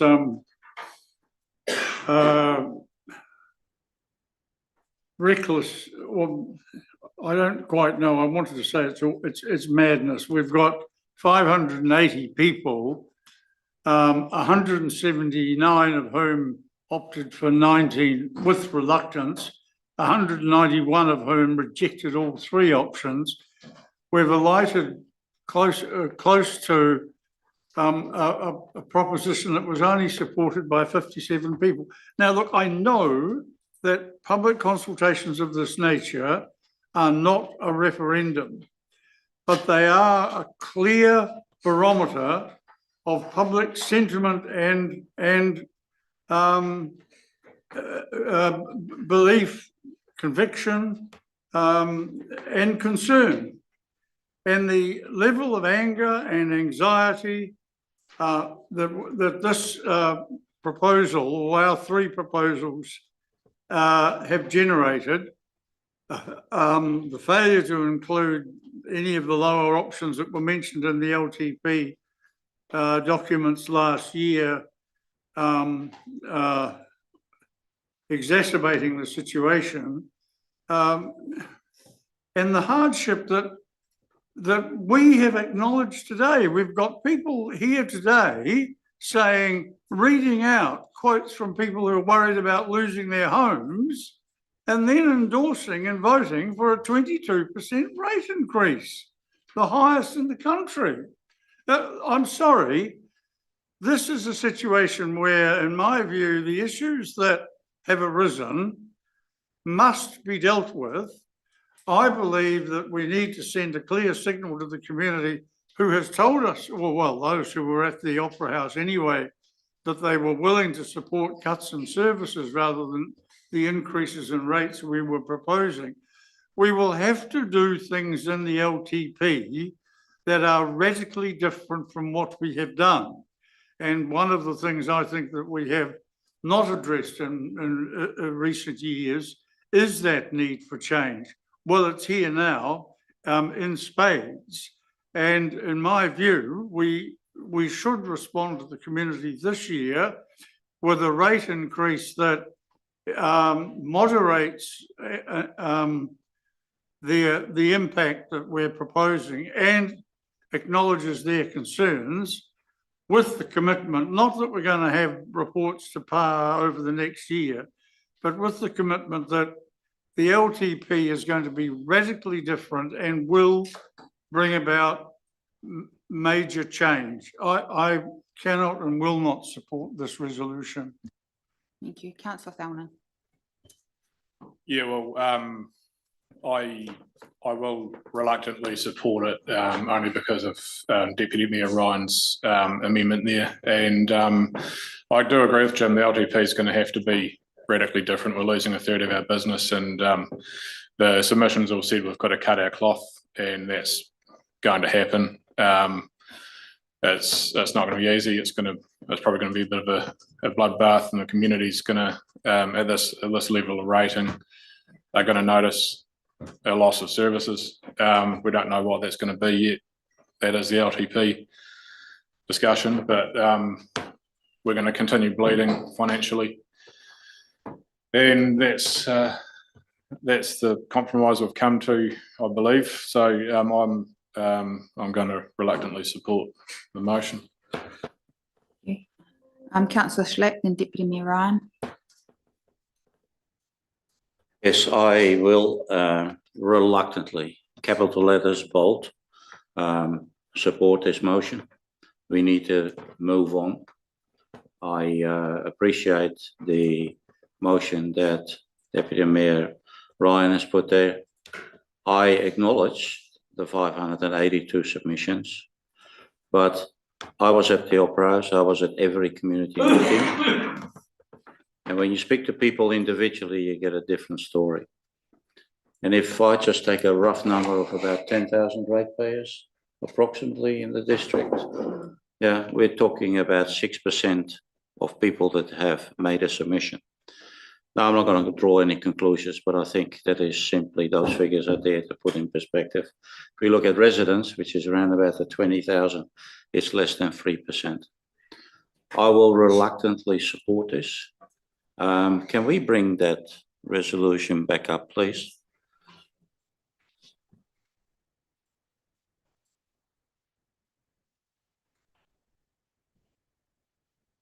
It says the officer continue to identify, implement efficiency and savings. I would like to add some words in there and explore opportunities for increasing revenues, and particularly in the commercial strategy space. I'm not sure how we're going to fit in there, but I'm getting awfully tired. My hearing aids have stopped working. So, but I would like to have that in there because, as was pointed out by Mr. Hope, the reason why we had a deficit for this financial year is because we didn't get the 3.6 million that we allowed for in the grants and donations. And I think we need to compensate for that. And also towards the point of paying off our loans, which I think is important. I think that really needs to be a result of our commercial strategy. So if anybody wants to wordsmith that on my behalf, please do. But I would like to see that entered in Deputy Ryan's motion. Yeah, I'm happy with that. If you're happy with that. Okay, just given the reading of the offence, I think he's wanting us to wordsmith. I can read, I just can't hear. So my suggestion would be officers continue to identify and implement efficiencies, savings opportunities and income generation. Income generation, yeah. Put it up on the board there, Councillor Schlack, and see if you're comfortable. Yeah. So I've added and income generation. We'll just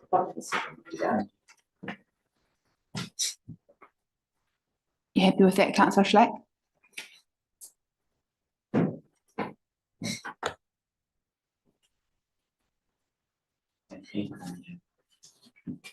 Yes, I am. Thank you. Thank you. Deputy Mayor Ryan. Thank you. I guess I just wanted to, well, speak to the motion, but also to respond to some of the points that Councillor Hopkins just made, because we all hear very clearly the immediate financial pressures that everyone is facing today, but we honestly need to ask ourselves, if we're sitting at a rates increase of 1922 and we're still not improving our long-term financial position, what does that mean for our future generations? What does it mean if we continue to keep pushing this can further down the road? Because eventually they are inheriting not only the infrastructure challenges, the financial pressures, but the consequences of whether we had the courage to structurally address them right now. And that's why I think we need to move into the space that we're in right now. Thank you. Councillor Cowles. Thank you. Yeah, look, I'll support this. I kind of sit with councillors Thowning and Schlack on this one, that I feel that we need to be addressing this fully, but at the end of the day, we need to move forward. We need to look at the LTP. We need to look at what it means for the future. But just as Councillor or Deputy Mayor Ryan just stated, it's about looking at the right future for our future generations. And sometimes we've got to be bold now to ensure that our future is secure. And that was where I was coming from on this one. But I think we've got a huge amount of work to do in the LTP to look at both sides of ledgers and ensure we're doing the best by our community. Thank you. Councillor Fanini Tahiti. Yeah, thank you, through the chair. It has been quite a difficult conversation and discussion that we've had today. And for me, I think it's a community representative conscious decision that I'm going to be making today. And I do understand the logic and I do understand the financial implications that my colleagues have voiced. But I think for me, in good conscience, I can't support a 22, even 19%. I run an organisation. I work in the social sector, health, wellbeing sector. I work with families that are vulnerable every single day. I have to set aside a budget for food packs for families that can't afford rent, families that can't afford electricity. So I understand where everyone are coming from, but I'll be endorsing a 15 or 16% at the most. I understand what the budget announcements are going to be voicing on Thursday, and there's going to be nothing, barely anything in the community for that. And I just can't, in good conscience, support the motion that's here on the table. This is a really challenging conversation for me. I have my team that are emailing, asking if I can set aside a separate budget to help support families. So I think for me, that is where I stand. I won't be supporting the 22 or even a 19% increase at this stage. I'd be endorsing much lower for that. So that's from my end. Thank you. Thank you, Councillor. I appreciate your honesty on that one. Councillor Lewis. Thanks, Mayor Tavendale. Yeah, I totally hear where Councillor Fanini Tahiti is coming from. The head says 45%. Rip the Band-Aid off, get it done. The heart says somewhere closer to the original. The reality of it is that that's not the situation we find ourselves in. The one thing I will support the 22% reluctantly, because I think I would like to see it lower. But the fact is that this is an annual plan. We don't have time to go through where we hear the community saying about cutting some services and things. We don't have that time available for us to do that. That is the job, as it's been said, in the LTP. I think one thing we do need to make sure 100% is that we actually put whatever support structure around our community that we can for people who are going to be doing it tough through this. And I think that's the fact. And also, through the process with the long-term plan, we have to really seriously look at how things go moving forwards. Thank you, Councillor McCone. The resolution, something I just wondered if it's okay, that we add the governance and staff work together to get the operation, so that wording right at the start, which I've lost. Officers and governance Yep. continue to. Yes. Now, the other part of that is I openly have said and put a stick in the sand that I will not vote for any rate rise until the issues are addressed, and the intent is in writing in a council document showing that intent. This solves probably 80% of where I sit right at the minute, because it's showing intent and we're actually carrying on with the wishes of what our ratepayers asked for. It's showing intent to reduce those costs the best way we can. We cannot do it for this particular thing. This is the annual plan. We must look at it very difficultly and fully in the LTP. We must also consider what the impact is going to be. This is not going to go away in 12 months. This could carry on for 5 or 6 years or 7 years. No one knows what it is. We also have what we don't know what's coming down the road as well. It will not solve the hardcore debt. It is just a matter of trying to make ends meet for our current account. We've got to get that extremely straight out and clear. The changes, you know, if this gets accepted, the changes, we got to action them in real time, not in what I call council time. I'm not being derogatory, but because there's so much going on, we've just got to get this underway and get it done fast. I can't ask for the ratepayers to represent the pain of these rate proposals without asking for that written assurance. Most of the ones I talk to understand the need to rip the Band-Aid off and fit that dramatic increase, but they will not support it being asked to do it twice. There's a one-off, and make sure it's a one-off, because next time up you will not get that support at all. So with great reluctance, I will support the addition of that second motion. Councillor Holden. Yeah, thank you. I won't be supporting the motion just for the reasons I outlined before. But yes, I do know there's an intent from council governance and staff that they will be looking to improve the situation through the long-term plan. And I think there's going to be more efficiencies that we will find and are finding and have planned to find.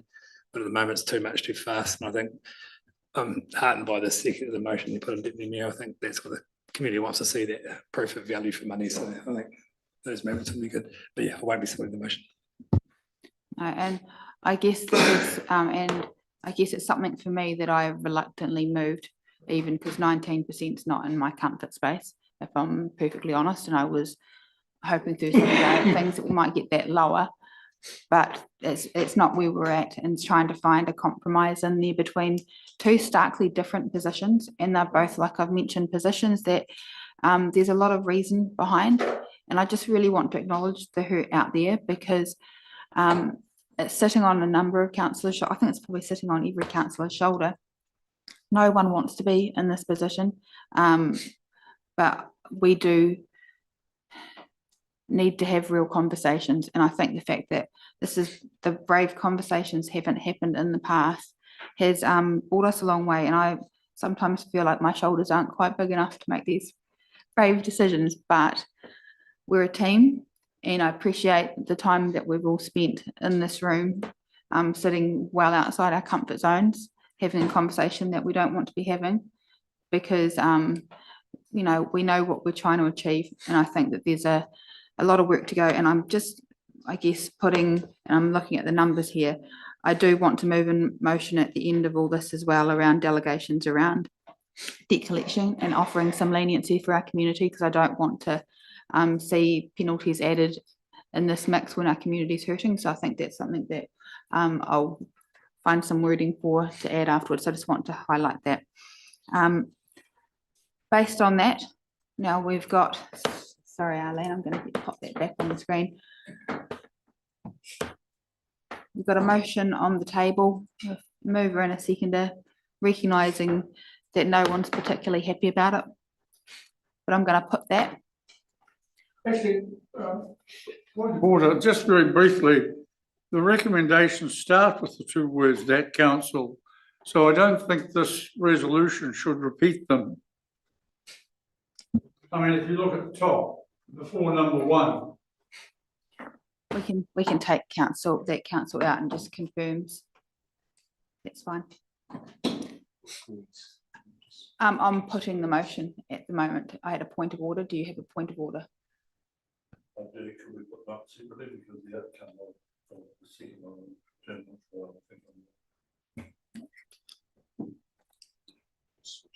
No, No, it's one motion, because I think the ones that are willing to vote for the 22% aren't willing to vote for the 22% without the second portion of the motion. So I'm going to put it as one. Right, I'm going to put that. All in favour, please say aye. Aye. Aye. Show of hands. Right, so the ayes are in Councillor Linwood, Councillor Thowning, Councillor Lewis, Deputy Mayor Ryan, myself, Councillor Schlack, and Councillor Kells. Where were you on that one? Aye. Aye. So 1, 2. So that is passed, and I'll just get the nays recorded. So that's Councillor Holding, Councillor Hopkins, Councillor Fanini Ta'iti, and Councillor McCone. All right, so that is passed. Now we'll move on to number 6, instructs officers to make final changes to the 26-27 annual plan based on the resolutions above. Recognising that not everyone supported every resolution above, but this is purely procedural. So I'm going to move that from the chair. Do I have a seconder on that?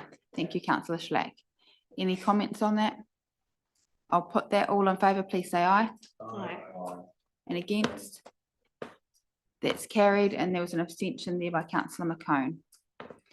Okay, so moving on to notes the summary of community engagement and submission analysis as presented at the deliberations. So I'll move that from the chair. Councillor I'd like to move an amendment, if I may. I'd like to add the words "the rejection of," so it would read notes the rejection of the summary of community. I'm not interested in putting that in my movement, Councillor Hopkins. I think that's playing games with your councillors. Deputy Mayor Ryan seconding that. Any commentary? I'll put that. All in favour, please say aye. Aye. And against? No. There's 2 noes there. Is it Councillor Hopkins and Councillor McCone? And Councillor Holding? Councillor Holding and Councillor McCone are abstaining, sorry, and Councillor Hopkins voted against. Number 8, notes the draft 26-27 annual plan will be presented to council for adoption at the extraordinary council meeting 30th of June. That is a matter of fact, so I'll move that. Seconded Councillor Lewis. I'll put that. All in favour, please say aye. Aye. And against? That's carried.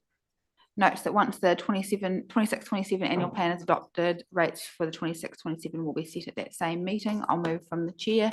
Do I have a seconder for that? Councillor Schlack. Right, I'll put that. All in favour, please say aye. Aye. And against? That's carried. Now I might want some words missing because my brain's not working, but I want to instruct officers to investigate delegations for leniency and debt collection around rent arrears. Is that the best way of putting that?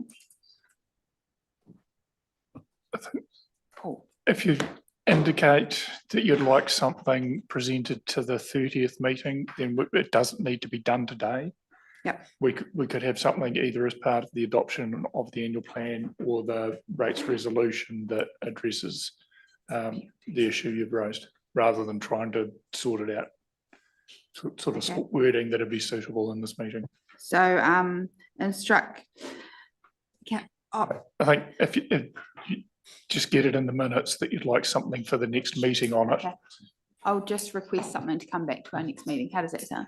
Everyone happy with that?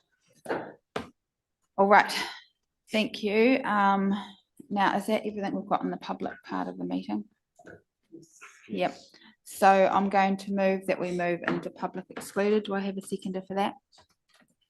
Thank you, Councillor Slack. All in favour, please say aye. Aye. And against? That's carried. Thank you. And just hold your fire for a couple of minutes, councillors, and we'll try and get things finished if we can.